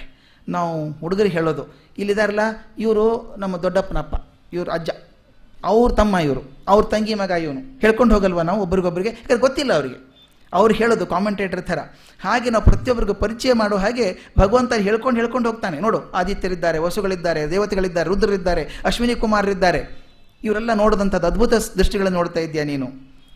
ದೊಡ್ಡ ಫ್ಯಾಮಿಲಿ ಫೋಟೋ ಇರುತ್ತೆ, ಮದುವೆಯಲ್ಲಿ ತೆಗೆದಿರುತ್ತೆ, ಒಂದು 50 ಜನ ಕೂತಿರ್ತಾರೆ. ನಾವು ಹುಡುಗರಿಗೆ ಹೇಳೋದು, ಇಲ್ಲಿದಾರಲ್ಲ ಇವರು ನಮ್ಮ ದೊಡ್ಡಪ್ಪನಪ್ಪ, ಇವ್ರ ಅಜ್ಜ, ಅವ್ರ ತಮ್ಮ ಇವರು, ಅವ್ರ ತಂಗಿ ಮಗ ಇವನು, ಹೇಳ್ಕೊಂಡು ಹೋಗಲ್ವ ನಾವು ಒಬ್ರಿಗೊಬ್ರಿಗೆ? ಯಾಕಂದ್ರೆ ಗೊತ್ತಿಲ್ಲ ಅವರಿಗೆ. ಅವ್ರು ಹೇಳೋದು ಕಾಮೆಂಟೇಟರ್ ಥರ. ಹಾಗೆ ನಾವು ಪ್ರತಿಯೊಬ್ಬರಿಗೂ ಪರಿಚಯ ಮಾಡೋ ಹಾಗೆ ಭಗವಂತ ಹೇಳ್ಕೊಂಡು ಹೋಗ್ತಾನೆ. ನೋಡು, ಆದಿತ್ಯರಿದ್ದಾರೆ, ವಸುಗಳಿದ್ದಾರೆ, ದೇವತೆಗಳಿದ್ದಾರೆ, ರುದ್ರರಿದ್ದಾರೆ, ಅಶ್ವಿನಿ ಕುಮಾರರಿದ್ದಾರೆ, ಇವರೆಲ್ಲ ನೋಡಿದಂಥದ್ದು ಅದ್ಭುತ ದೃಷ್ಟಿಗಳನ್ನು ನೋಡ್ತಾ ಇದೆಯಾ ನೀನು? ಆಗ ಕೃಷ್ಣನಿಗೆ ತಿಳಿತು, ತೋರಿಸಿದ ಕೃಷ್ಣನಿಗೆ ಗೊತ್ತಾಯಿತು, ಅಯ್ಯೋ ಅದ್ಭುತ ಚಿತ್ರ ತೋರಿಸ್ತಾ ಇದ್ದೇನೆ ನಾನು, ಆದರೆ ಅರ್ಜುನ ನೋಡೋಕ್ಕೆ ಸಾಧ್ಯ ಇದೆಯಾ ಇದು ಅಂತ. ಅರ್ಜುನ ತುಂಬ ಪ್ರೀತಿ ಅವನಿಗೆ. ಅದಕ್ಕೆ ಹೇಳ್ತಾನೆ, ಈ ಸಾಮಾನ್ಯ ಕಣ್ಣುಗಳಿಂದ ನೋಡೋಕ್ಕೆ ಸಾಧ್ಯ ಇಲ್ಲಪ್ಪ ನಿನಗೆ, ಇದನ್ನು ಬೇರೆ ಕಣ್ಣು ಕೊಡ್ತೀನಿ ಇರು ಅಂತ ಹೇಳ್ತಾನೆ. ಅದಕ್ಕೆ ಹೇಳ್ತಾನೆ, ನತು ಮಾಂ ಶಕ್ಯಸೇ ದೃಷ್ಟುಂ ಅನೇನ ಏವ ಸ್ವಚಕ್ಷುಷ ದಿವ್ಯ ದದಾಮಿ ತೇ ಚಕ್ಷು ಪಶ್ಯಮೇ ಯೋಗಮೈಶ್ವರಂ ಅಂತ.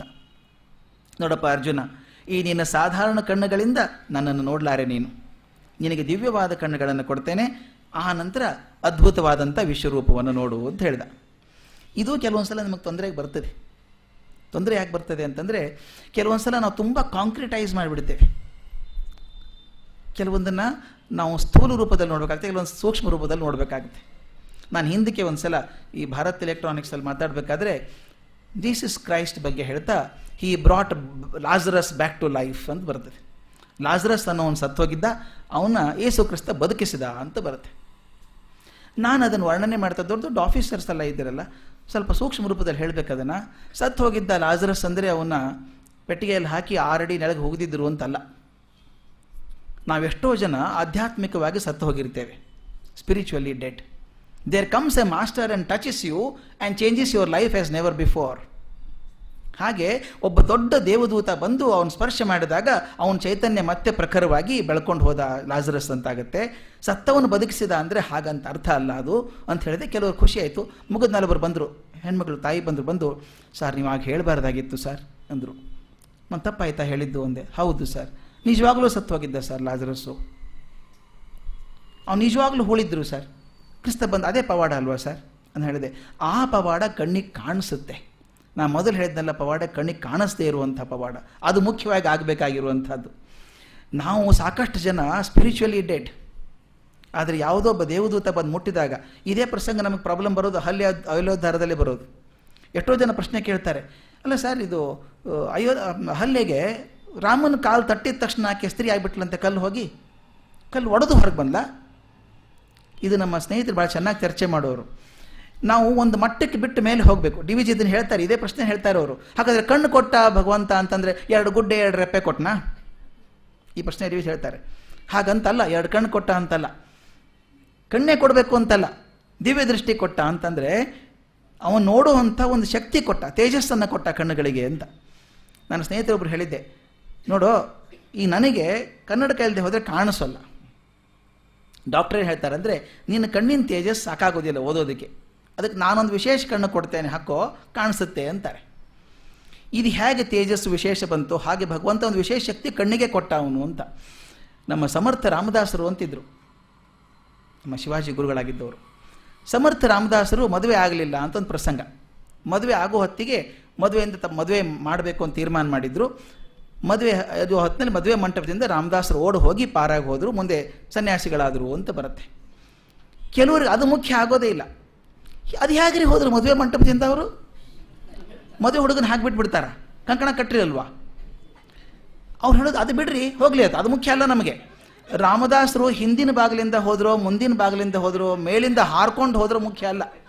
ಅವರು ಹೋಗಿ ಸನ್ಯಾಸ ತಗೊಂಡು ಸಮರ್ಥರಾದರು ಅನ್ನೋದು ಮುಖ್ಯ ನಮಗೆ ಅಲ್ವಾ? ಇಲ್ಲಿ ಕಣ್ಣು ಹ್ಯಾಕೆ ಕೊಟ್ಟರು ಅಂತ. ದಿವ್ಯ ದೃಷ್ಟಿಗಳನ್ನು ಕೊಟ್ಟ ಭಗವಂತ ಅಂತ ಹೇಳಿ ಅದಕ್ಕೆ ಡಿ ವಿ ಜಿ ಹೇಳ್ತಾರೆ, ಬರೀ 2 ಕಣ್ಣು ಗುಡ್ಡೆಯನ್ನು ರೆಪ್ಪೆ ಕೊಡಲಿಲ್ಲ, ಇರುವಂಥ ಕಣ್ಣಿಗೆ ಆ ಆತ್ಮತತ್ವವನ್ನು ಗ್ರಹಿಸಬಲ್ಲಂಥ ಸೂಕ್ಷ್ಮ ದೃಷ್ಟಿ ಕೊಟ್ಟ, ಹೊಸ ತೇಜಸ್ಸನ್ನು ಕೊಟ್ಟ ಅಂಥೇಳಿ. ಅದಕ್ಕೆ ಭಾಳ ಚೆನ್ನಾಗಿ ಹೇಳ್ತಾರೆ ಡಿ ವಿ ಜಿ. ಮನೇಲಿ ಮಕ್ಕಳಿಗೆ ನಾವು ಮಾಡ್ತೀವಲ್ವ, ಏನಾದರೂ ತಿಂಡಿ ತಂದು ಕೊಟ್ಟರೆ ತಿನ್ನೋಕ್ಕಾಗದಿದ್ರೆ ನಾ ಬಿಡಿಸ್ಕೊಡ್ತೀನಿ ಇರು, ಹಲಸಿನ ಹಣ್ಣು ತರ್ತೇನೆ, ಹಲಸಿನ ಹಣ್ಣು ತಿಂತೇನೆ ಅಂತ ನನ್ನ ಮಗು, ಹಾಗೆ ಕೊಟ್ಬಿಡ್ತೇನೆ ತಿನ್ನು ಅಂತ. ತಿನ್ನೋಕ್ಕೆ ಬರಲ್ಲ ಅವನಿಗೆ, ನಾ ಬಿಡಿಸ್ಕೊಡ್ತೇನೆ ಇರು, ಆರೆಂಜ್ ತಂದರೂ ಬಿಡಿಸ್ಕೊಡ್ತೇನೆ. ಅಂದರೆ ಮಕ್ಕಳಿಗೆ ಸುಲಭ ಆಗಲಿ ಅಂತ ಹೇಳಿ ಕ್ಲಿಷ್ಟವಾದದ್ದನ್ನು ಮಾಡಿಕೊಡುವಂಥದ್ದು ಅದು ಕೆಲಸ. ಕೃಷ್ಣ ತುಂಬ ಚೆನ್ನಾಗಿ ಮಾಡ್ತಾನೆ. ನೀನು ನೋಡೋಕ್ಕಾಗಲ್ಲ ಮಗು, ಪ್ರೀತಿ ಇರೋದ್ರಿಂದ ಮಾಡೋದು, ಅದನ್ನು ಕಾಣಿಸೋಲ್ಲ ನಿನಗೆ, ನಾ ಕಣ್ಣು ಕೊಡ್ತೇನೆ ನಿನಗೆ ಅಂತ ಹೇಳ್ತಾನೆ. ವರ ಬೇಡುವಾಗ ಡಿ ವಿ ಜಿ ಚೆನ್ನಾಗಿ ಹೇಳ್ತಾರೆ, ನಾವು ವರ ಬೇಡುವಾಗ ಅದರ ಪ್ರಯೋಜನಕ್ಕೆ ಬೇಕಾಗುವಂಥ ಸಹನೆಯನ್ನು, ಸಂಯಮವನ್ನು ಮತ್ತು ಶಕ್ತಿಯನ್ನು ಬೇಡ್ಕೊಳ್ಬೇಕು. ಬರೀ ವರ ಬೇಡ್ಕೊಂಡ್ಬಿಟ್ರೆ ಆಗಲಿಲ್ಲ. ಒಬ್ಬ ಬಡ ಬ್ರಾಹ್ಮಣ ಹೋಗಿ ರಾಜನಿಗೆ ಹೇಳಿದಂತೆ, ತುಂಬ ಕಷ್ಟದಲ್ಲಿದ್ದೀನಿ, ಏನಾದರೂ ಸಹಾಯ ಮಾಡಿ ಅಂತ. ದೊಡ್ಡದೇ ಮಾಡಿಬಿಡ್ರಿ ಇವನಿಗೆ ಅಂತ ಹೇಳಿ ಆನೆ ಕೊಟ್ರಂತೆ, ತೊಗೊಂಡು ಹೋಗು ಅಂತ. ಈ ಮನುಷ್ಯನಿಗೆ ಕುಡಿಯೋಕೆ ನೀರು ಬಿಟ್ಟರೆ ತೀರ್ಥ ಇಲ್ಲ, ಇದು ಆನೆಗೇನು ಹಾಕೋದು ಹೊಟ್ಟೆಗೆ? ವರ ಏನೋ ದೊಡ್ಡದೇ, ಆನೆ ಕೊಟ್ಟದ್ದು, ಆನೆ ಮೇಲೆ ತಿರುಗಾಡ್ಬೋದು ಬ್ರಾಹ್ಮಣರು ಇವರು, ಆದರೆ ಆನೆ ಹೊಟ್ಟೆಗೆ ಹಾಕೋದೇನು? ಅದಕ್ಕೆ ಹೇಳ್ತಾರೆ, ಆ ವರ ಕೇಳುವಾಗ ವರ ನಡೆಸುವಂಥ ಸಾಮರ್ಥ್ಯ ಕೂಡ ಕೇಳ್ಕೊಳ್ಬೇಕು ಅಂತ. ಅದಕ್ಕೆ ಹೇಳ್ತಾರೆ, ಔತಣಕ್ಕೆ ಕೂತ್ಕೊಂಡಾಗ ಹೊಟ್ಟೆಯ ಶಕ್ತಿಯನ್ನು ಮರಿಬಾರ್ದು, ಅಥವಾ ಮರೆಯೋ ಪ್ರಸಂಗ ಇದ್ದರೆ ಅಜೀರ್ಣಕ್ಕೆ ಔಷಧಿಯನ್ನು ಅವ್ರ ಕಡೆಯಿಂದಾನೇ ಕೇಳಬೇಕು ಅಂತ, ಅವ್ರ ಕಡೆ ಇಸ್ಕೊಂಡು ಹೋಗಬೇಕು ಅಂತ. ಅದು ಹೇಳ್ತೀನಲ್ಲ, ಭಗವಂತ ಕೊಡ್ತಾನೆ, ಕೊಟ್ಟಿಲ್ಲ ಅಂತ ಕೊರಗ್ತೇವೆ ನಾವು ಎಷ್ಟೋ ಸಲ. ಅವನು ಕೊಟ್ಟರೆ ಹಿಡ್ಕೊಳ್ಳೋಕೆ ಶಕ್ತಿ ಇಲ್ಲ ನಮಗೆ. ಈಗೊಂದು 3-4 ತಿಂಗಳ ಕೆಳಗೆ ನಾನು ಗುಜರಾತಲ್ಲಿ ಹೋದಾಗ, ಬರೋಡಾ, ಅಹಮದಾಬಾದ್ ಮತ್ತು ವಲ್ಸಾದ್ ಅಂತಿದೆ, ಆ 3 ಕಡೆ ಹೋಗಿದ್ದೆ. ವಿಪರೀತ ಬಿಸಿಲಿತ್ತು, ಜೂನ್ ಮುಗಿದಿತ್ತು, ಜುಲೈ ಬರ್ತಾಯಿತ್ತು. ಅವ್ರು ಹೇಳ್ತಾ ಇದ್ರು, ಏನು ಬಿಸಿಲು ಸಾರ್ ಇದು, ಮಳೆ ಲಕ್ಷಣನೇ ಇಲ್ಲ ನೋಡಿ, ನೆಲ ಬಿರ್ತು ಹೋಗಿದೆ, ಮಳೆ ಆದರೆ ಸಾಕು ಅಂತ ಪ್ರಾರ್ಥನೆ ಮಾಡ್ತಾ ಇದ್ದೀವಿ ಅಂತಂದರು. ಪೂಜೆ ಮಾಡ್ತಾಯಿದ್ರು, ಮಳೆ ಬರಲಿ ಮಳೆ ಬರಲಿ, ಮಳೆ ಇಲ್ಲ, ಭಾಳ ಕಷ್ಟ ಆಗಿದೆ ಪ್ರಾಣಿಗಳಿಗೆ ಅಂತ. ನಾನು ಹೇಳಿದೆ, ಹೌದು ನಾವು ಕೇಳ್ತೀವಿ, ಆದರೆ ಒಂದು ಸಲ ಅವನು ಕೊಟ್ಟ ಅಂದರೆ ಹಿಡ್ಕೊಳ್ಳೋ ಕಷ್ಟ ಆಗ್ತದೆ ಅಂತ ನಾನು ಹೇಳಿ ಬಂದದ್ದು ಅಷ್ಟೇ. ಮುಂದೆ 15 ದಿವಸಕ್ಕೆ ಮಳೆ ಬೇಡವೋ ಅಂತ ಪೂಜೆ ಮಾಡ್ತಾಯಿದ್ರು. ತಾವು ನೋಡಿರಬೇಕು, ಬರೋಡಾದಲ್ಲಿ ನೀರು ನುಗ್ಗಿಬಿಟ್ಟು ಅಯ್ಯೋ ಕತೆ ಅನಾಹುತ ಆಗೋಯ್ತು. ಆ ವಲ್ಸಾದಂತೇನು ಹೇಳಿದ್ನಲ್ಲ, ಸಮುದ್ರ ತುಂಬ ಹತ್ತಿರವಾಗಿರುವಂಥ ಜಾಗ ಅದು.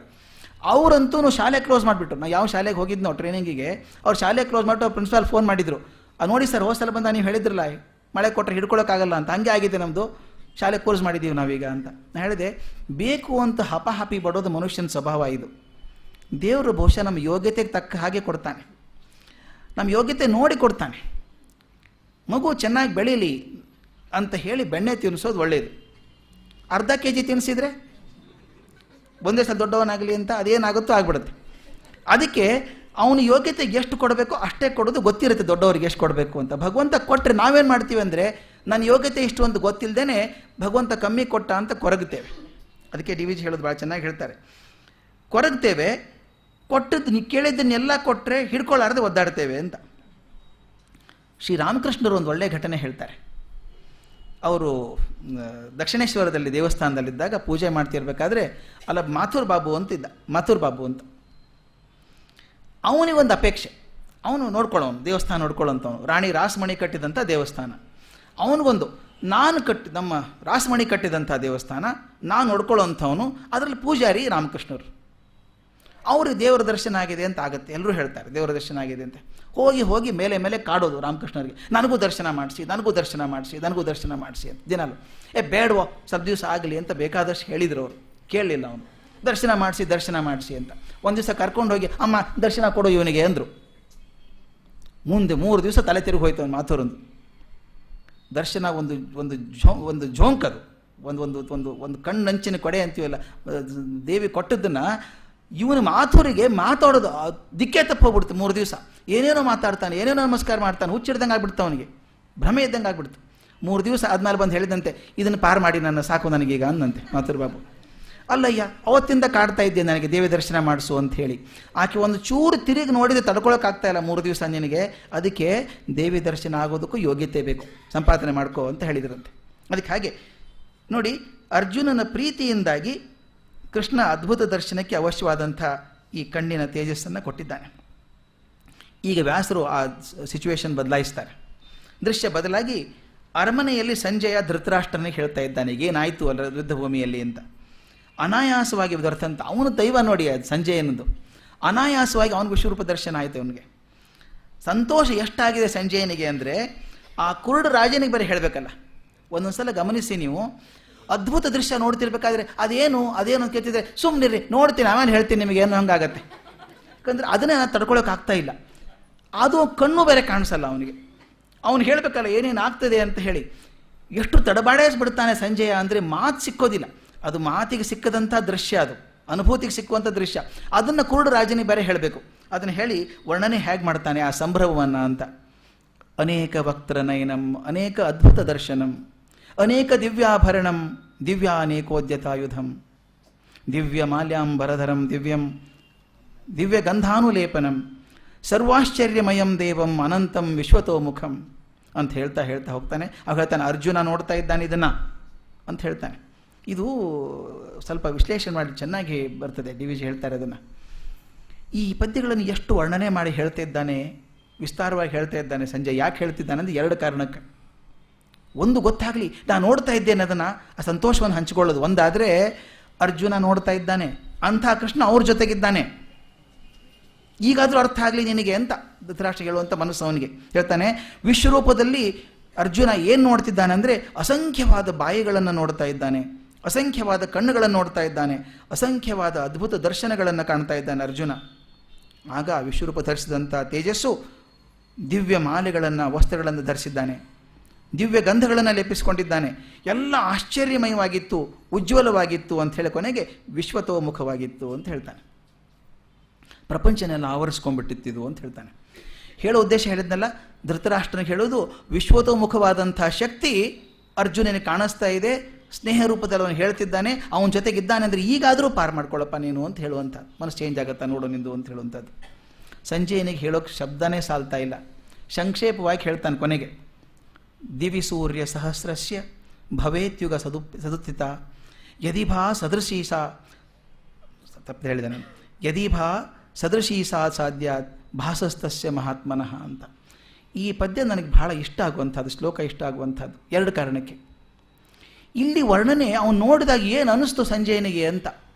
ಇಷ್ಟು ಅದ್ಭುತವಾದಂಥ ಶಕ್ತಿ ಗೋಚಾರ ಆಗಿಬಿಟ್ಟಿದೆಯಲ್ಲ ಅವನಿಗೆ. ಹೇಳ್ತಾನೆ, ಸಾವಿರಾರು ಸೂರ್ಯರು ಒಂದೇ ಕಾಲಕ್ಕೆ ಉದಯಿಸಿದರೆ ಏನಾಗಬೇಕೋ ಅಂಥ ತೇಜಸ್ಸು ಅಲ್ಲಿ ಪ್ರಕಾಶಮಾನ ನಿಂತ್ಕೊಂಡಿದೆ ವಿಶ್ವರೂಪದಲ್ಲಿ ಅಂತ ಹೇಳ್ತಾನೆ. ದೊಡ್ಡ ತೇಜಸ್ಸು ಕಾಣಿಸ್ತಾ ಇದೆ ನನಗೆ ಅಂತ. ನನಗೆ ವಿಜ್ಞಾನದ ವಿದ್ಯಾರ್ಥಿ ಆದ್ದರಿಂದ ಈ ಶ್ಲೋಕ ತುಂಬ ಇಷ್ಟ. ಇನ್ನೊಂದು ಕಾರಣಕ್ಕೆ, ಬಹುಶಃ ತಾವು ಕೇಳಿರಬೇಕು, ಓಪನ್ ಹ್ಯಾಮರ್ ಅಂತ ಒಬ್ಬ ಇದ್ದ. ಓಪನ್ ಹ್ಯಾಮರ್ ಅಂತ ಹೇಳಿ ಈ ಫಿಸಿಸಿಸ್ಟ್, ಅವನು ಈ ಭೌತಶಾಸ್ತ್ರ ವಿಜ್ಞಾನಿ ಆತ. ನಮ್ಮ ಮಹಾಯುದ್ಧದಕ್ಕಿಂತ ಮೊದಲು ಯುದ್ಧ ನಡೆದಾಗ ಕೂಡ ಈ ಪರಮಾಣು ವಿಭಜನೆ ಮಾಡಬೇಕು ಅಂತ ಶುರುವಾಯಿತು. ನ್ಯೂಕ್ಲಿಯರ್ ಎನರ್ಜಿ ತರಬೇಕು ಅಂತ ಹೇಳಿ ಲಾಸ್ ಅಲ್ಮಾಸ್ ಅನ್ನುವಂಥರಲ್ಲಿ ಒಂದು ಸ್ಟೇಡಿಯಂ ಕೆಳಗಡೆಗೆ ಪ್ರಪಂಚದ ಶ್ರೇಷ್ಠ ವಿಜ್ಞಾನಿಗಳೆಲ್ಲ ಬಂದು ಅಲ್ಲಿ ಅಣು ವಿಭಜನೆ ಮಾಡೋದು ಹೇಗೆ, ಅದು ಶಕ್ತಿ ಪಡ್ಕೊಳ್ಳೋದು ಹೇಗೆ ಅಂತ ಮಾಡ್ತಾಯಿದ್ರು. ಎನ್ರಿಕೋ ಫರ್ಮಿ, ನೀಲ್ಸ್ ಬೋರ್, ರುದರ್ಫೋರ್ಡ್ ಎಲ್ಲರೂ ದೊಡ್ಡವರು ಇದ್ರು, ಎಲ್ಲರೂ ಇದ್ರಿ. ಓಪನ್ ಹ್ಯಾಮರ್ ನೇತೃತ್ವದಲ್ಲಿ ನಡೀತಾ ಇತ್ತು. ಮಹಾಪ್ರಚಂಡ ಬುದ್ಧಿವಂತ ಮನುಷ್ಯ ಆತ. ಅವನು ವಾಚಾಳಿ, ತುಂಬ ಚೆನ್ನಾಗಿ ಮಾತಾಡುವಂಥವನು, ಫಿಸಿಕ್ಸ್ ತಿಳ್ಕೊಂಡಂಥವನು. ಅದು ಅಲ್ಲದೆ ಭಾರತೀಯ ಸಂಪ್ರದಾಯ ಸ್ವಲ್ಪ ಅರ್ಥ ಮಾಡ್ಕೊಂಡಿದ್ದ, ಭಗವದ್ಗೀತೆಯನ್ನು ಓದ್ಕೊಂಡಿದ್ದ ಅವನು ಚೆನ್ನಾಗಿ. ನೋಡಿ ಹೇಗೆ ಬರುತ್ತೆ.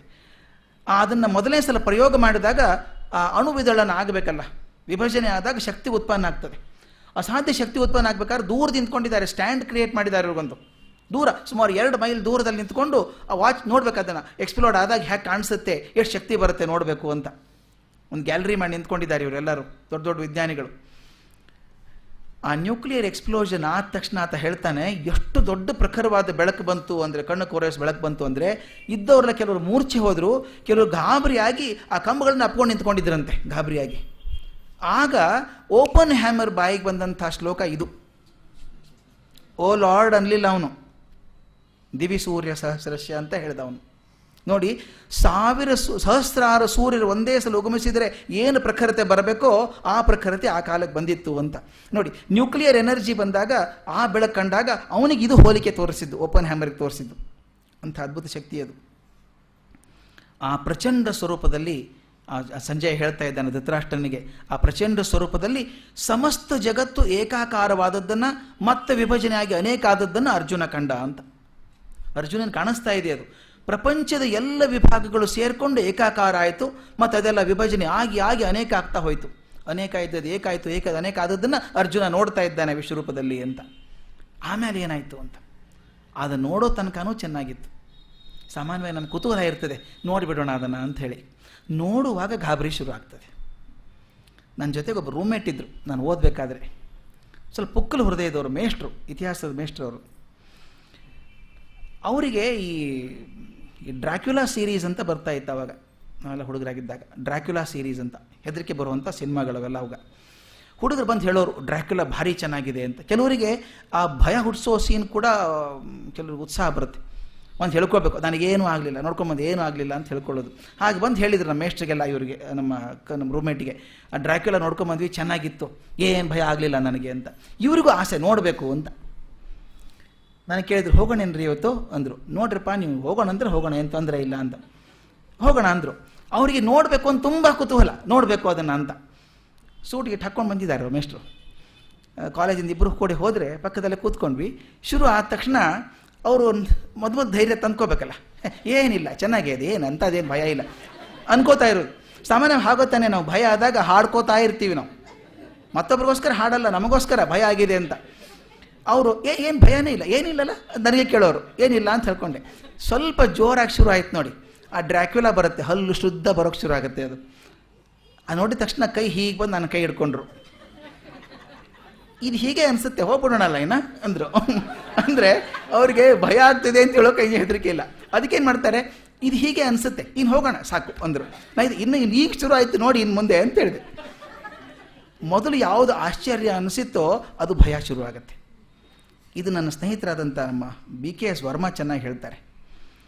ಒಬ್ಬ ಹುಡುಗ ರಸ್ತೆಯಲ್ಲಿ ಜಾರಿ ಬಾಳೆಹಣ್ಣೆ ಸಿಪ್ಪೆ ಮೇಲೆ ಕಾಲಿಟ್ಟು ಬಿದ್ದರೆ ಏನಾಗ್ತದೆ ಅಂತ ಒಂದು ಉದಾಹರಣೆ ಕೊಟ್ಟರು. ಅವರು ಚಿತ್ರ ಬಿಡಿಸಿದ್ರು, ಒಂದು ಕ್ಷಣದಲ್ಲಿ ಬಿಡಿಸಿ ತೋರಿಸಿದ್ರು. 50 ಜನ ಅದು ಹೇಳಿದ್ರು, ಹುಡುಗಿಯರ ಕಾಲೇಜ್ ಬಂದು ಹುಡುಗ ಜಾರಿ ಬಿದ್ದರೆ ಏನಾಗ್ತದೆ ಅಂತ ಪ್ರಶ್ನೆ ಕೇಳಿದಾಗ ಬಿಡಿಸಿ ತೋರಿಸಿದ್ರು ಅವರು. ಆ ಪ್ರತಿಯೊಬ್ಬ ಹುಡುಗಿ ಮುಖದ ಮೇಲೆ ಬೇರೆ ಬೇರೆ ಭಾವ ಬಂದಿತ್ತು. ಯಾಕೆ ಹಿಂಗೆ ಮಾಡಿದ್ದೀರಿ ಅಂದಾಗ ಹೇಳಿದ್ರು ಅವರು, ನೋಡಿ ಆ ಹುಡುಗ ಜಾರಿ ಬಿದ್ದ ಎಲ್ಲರೂ ಹೊಳ್ಳಂತ ನಕ್ಕರು. ಅವನು ಹೇಳಲೇ ಇಲ್ಲ, ಅಯ್ಯೋ ಪಾಪ ಬಿದ್ದೆ ಹೇಳಿಲ್ಲ ನೋಡ್ರಿ ಅವನು ಅಂತೀವಿ. ಸ್ವಲ್ಪ ಆತಂಕ ಆಯಿತು. ಇನ್ನೂ ಹೇಳಿಲ್ಲ, ತಲೆಗೇನ ಪೆಟ್ಟು ಬಿತ್ತೆ ನೋಡ್ರಿ ಮತ್ತೆ ಅಂತ ಈ ಆತಂಕ ಜಾಸ್ತಿ ಆಯಿತು. ನೋಡಿದರೆ ತಲೆ ಗಾಯ ರಕ್ತ ಬರ್ತಾ ಇದೆ, ಭಯ ಶುರು ಆಗುತ್ತೆ. ಅಂದರೆ ಒಂದೇ ಘಟನೆ ಕ್ಷಣಕ್ಕೆ ಬದಲಾಯಿಸ್ತಾ ಹೇಗೆ ನಮ್ಮಲ್ಲಿ ಬದಲಾವಣೆಗಳನ್ನು ಮಾಡ್ತದೆ ಅಂತ ಇದನ್ನು ಹೇಳ್ತಾರೆ. ಅರ್ಜುನ ಮೊದಲು ಆಸಕ್ತಿ, ಕುತೂಹಲ, ಭಗವಂತನ ನೋಡಬೇಕು ಅಂತ ಆಸೆ, ಅಪೇಕ್ಷೆ ಇದೆ. ಅದನ್ನು ನೋಡಿಬಿಡ್ಬೇಕು, ಸೃಷ್ಟಿರೂಪ ಹೇಗಿದೆಯೋ ನೋಡಬೇಕು ಅಂತ ಆಶ್ಚರ್ಯದಿಂದ ನೋಡ್ತಾನೆ. ಮೊದಲು ಅದ್ಭುತ ಅನ್ನಿಸ್ತು ಅವನಿಗೆ, ಇನ್ನು ಭಯ ಶುರುವಾಯಿತು. ಗಾಬರಿಯಾಗಿ ನಡುಗಿ ಪುಲಕಿತನಾದಂಥ ಅರ್ಜುನ ಕೈ ಮುಗಿದು ಸ್ತೋತ್ರ ಮಾಡೋಕ್ಕೆ ಶುರು ಮಾಡಿದ. ಪಶ್ಯಾಮಿ ದೇವಾಂಸ್ತವ ದೇವ ದೇಹೆ ಸರ್ವಾಂಸ್ತಥಾಭೂತ ವಿಶೇಷ ಸಂಘಾನ್ ಬ್ರಹ್ಮಾಣಮೀಶಂ ಕಮಲಾಸನಸ್ಥಾಂ ಋಷೀಂಶ್ಚ ಸರ್ವಾನ್ ಉರ್ಗಾಂಶ್ಚ ದಿವ್ಯಾನ್ ಅಂಥೇಳಿ, ಹೇ ದೇವ ಏನೇನು ಕಾಣ್ತಿದ್ದೀನಿ ಅಂತ ಹೇಳ್ತಿದ್ದಾನೋ, ಏನು ಕಾಣಿಸ್ಕೊಳ್ತಾ ಇದ್ದೀನಿ, ನಿನ್ನ ಶರೀರದಲ್ಲಿ ಸಕಲ ಭೂತ ಸಮುದಾಯವನ್ನು, ಕಮಲಾಸನಸ್ಥನಾದಂಥ ಬ್ರಹ್ಮದೇವನನ್ನು, ಋಷಿಗಳನ್ನು ಮತ್ತು ಸರ್ಪಗಳನ್ನು ನೋಡ್ತಾ ಇದ್ದೇನೆ. ನಿನ್ನ ದೇಹದಲ್ಲಿ ಕಾಣಿಸ್ತಾ ಇದೆ ನನಗೆ. ಅನೇಕ ಬಾಹೂಧರ ವಕ್ತರ ನೇತ್ರಂ ಪಶ್ಯಾಮಿ ತ್ವಾಂ ಸರ್ವತೋ ಅನಂತರೂಪಂ ನಾಂತಂ ನ ಮಧ್ಯಂ ನ ಪುನಸ್ತವಾದೀನ್ ಪಶ್ಯಾಮಿ ವಿಶ್ವೇಶ್ವರ ವಿಶ್ವರೂಪ. ನಾ ಏನೇನು ನೋಡ್ತಾ ಇದ್ದೀನಿ ಅಂತ ಹೇಳ್ತಾನೆ. ಹೇ ವಿಶ್ವೇಶ್ವರ, ಹೇ ವಿಶ್ವರೂಪ, ನನಗೆ ಅನೇಕ ಬಾಹುಗಳು ಕಾಣಿಸ್ತಾ ಇದೆ. ಒಂದಲ್ಲ, ಸಹಸ್ರಾರು ಬಾಹುಗಳು ಕಾಣಿಸ್ತಾ ಇದೆ, ಅನೇಕ ಉದರಗಳು ಕಾಣಿಸ್ತಾ ಇದೆ, ಅನೇಕ ಮುಖಗಳು ಕಾಣಿಸ್ತಾ ಇದೆ, ಅನೇಕ ನೇತ್ರಗಳು ಕಾಣಿಸ್ತಾ ಇವೆ. ಸರ್ವತೋಮುಖನಾಗಿ ನೀನು ಕಾಣಿಸ್ತಾ ಇದ್ದೀಯಾ. ಆದರೆ ನನಗೆ ಗಾಬರಿ ಆಗೋದೇನಪ್ಪ ಅಂದರೆ, ಈ ನಿನ್ನ ರೂಪಕ್ಕೆ ಆದಿ ಇಲ್ಲ, ಮಧ್ಯ ಇಲ್ಲ, ಅನಂತ ಇಲ್ಲ, ಅದ್ಯಾವುದೂ ನನಗೆ ಕಾಣಿಸ್ತಾ ಇಲ್ಲ. ಈ ವಿಶ್ವಂಭರ ರೂಪವನ್ನು ನೋಡಿದಂಥ ಅರ್ಜುನನಿಗೆ ಈಗ ಆ ವಿರಾಟ್ ಶಕ್ತಿ ಇರುವಂಥ ಸತ್ಯ ಅರ್ಥ ಆಗುತ್ತೆ. ಇದು ಬಹಳ ಮುಖ್ಯ ಆಗೋದು. ದೊಡ್ಡದನ್ನು ನೋಡಿದಾಗ ಅದರ ಹಿಂದಿರುವ ಚೈತನ್ಯದ ಬಗ್ಗೆ ಆಸಕ್ತಿ ಬರ್ತದೆ. ಅವನು ಹೇಳ್ತಾನೆ, ಆಗ ಹೇಳೋಕ್ಕೆ ಶುರು ಮಾಡ್ತಾನೆ, ತ್ವಮಕ್ಷರಂ ಪರಮಂ ವೇದಿತವ್ಯಂ ತ್ವಮಸ್ಯ ವಿಶ್ವಸ್ಯ ಪರಂ ನಿಧಾನಂ ತ್ವಮವ್ಯಯ ಶಾಶ್ವತ ಧರ್ಮಗೋಪ್ತ ಸನಾತನಸ್ತ್ವಂ ಪುರುಷೋ ಮತೋಮೆ. ಇದರಲ್ಲಿ ಮಾತು ಬಹಳ ಮುಖ್ಯವಾಗಿ ಬರೋದು ಶಾಶ್ವತ ಧರ್ಮಗೋಪ್ತ ಅಂತ. ನೀನು ಯಾರಪ್ಪ ಹಾಗಾದರೆ? ಈಗ ಅರ್ಥ ಆಗ್ತಾ ಇದೆ, ನೀನು ನೋಡಿದರೆ ನನಗೆ. ಅಕ್ಷರ ಬ್ರಹ್ಮ ನೀನು, ಎಲ್ಲರಿಂದ ತಿಳಿಯಬೇಕಾದಂಥವನು ನೀನು, ಈ ಪ್ರಪಂಚಕ್ಕೆ ಮೂಲ ಕಾರಣ ಆದವನು ನೀನು. ನೀನು ಅವ್ಯಯ, ಶಾಶ್ವತವಾಗಿ ಧರ್ಮವನ್ನು ರಕ್ಷಣೆ ಮಾಡೋ ನೀನು ಅಂತ ನನಗೆ ಗೊತ್ತಾಯಿತು. ಸನಾತನ ಪುರುಷ ನೀನು. ಅನಾದಿ ಮಧ್ಯಾಂತಮನಂತ ವೀರ್ಯಂ ಅನಂತ ಬಾಹುಂ ಶಶಿಸೂರ್ಯ ನೇತ್ರಂ ಪಶ್ಯಾಮಿ ತ್ವಾಂ ದೀಪ್ತ ಹುತಾಶ ವಕ್ತ್ರಂ ಸತೇಜಸ ನಿತ್ಯ ವಿಶ್ವಮಿದಂ ತಪಂತಂ. ಇದು ಹೇಳ್ತಾ ಹೇಳ್ತಾ ಅವನಿಗೆ ಬಾಯಿಂದ ಒಂದೇ ಸಲ ಓತಪ್ರೋತವಾಗಿ ಬರ್ತಾ ಇದೆ. ನನಗೇನೇನು ಕಾಣಿಸ್ತಾ ಇದೆ, ನೀನು ಕಂಡ್ರೆ ಏನು ಅನಿಸುತ್ತೆ ನನಗೆ? ಆದಿ ಮಧ್ಯ ಅಂತ್ಯರಹಿತ ನೀನು, ಅನಂತ ವೀರ್ಯ ನೀನು, ಅನಂತ ಬಾಹು ನೀನು, ಸೂರ್ಯ ಚಂದ್ರರೇ ನೇತ್ರವಾಗಿರುವಂಥ ಮನುಷ್ಯ ನೀನು, ಅಗ್ನಿ ಸಮಾನ ಮುಖವುಳ್ಳವನು ನೀನು, ಸ್ವಪ್ರಕಾಶದಿಂದ ಲೋಕವನ್ನೆಲ್ಲ ಬೆಳಗುವವನಾದಂಥ ನಿನ್ನನ್ನು ನೋಡ್ತಾ ಇದ್ದೀನಿ, ಸಂತೋಷ ಪಡ್ತಾ ಇದ್ದೀನಿ ಅಂತ ಹೇಳ್ತಾನೆ. ಮುಂದೆ ಹೇಳ್ತಾನೆ ಮತ್ತೆ, ರೂಪಂ ಮಹತ್ತೇ ಬಹುವಕ್ತ್ರ ನೇತ್ರಂ ಮಹಾಬಾಹೋ ಬಹುಬಾಹು ಊರುಪಾದಂ ಬಹುದರಂ ಬಹುದಂಷ್ಟ್ರಾಕರಾಲಂ ದೃಷ್ಟ್ವಲೋಕ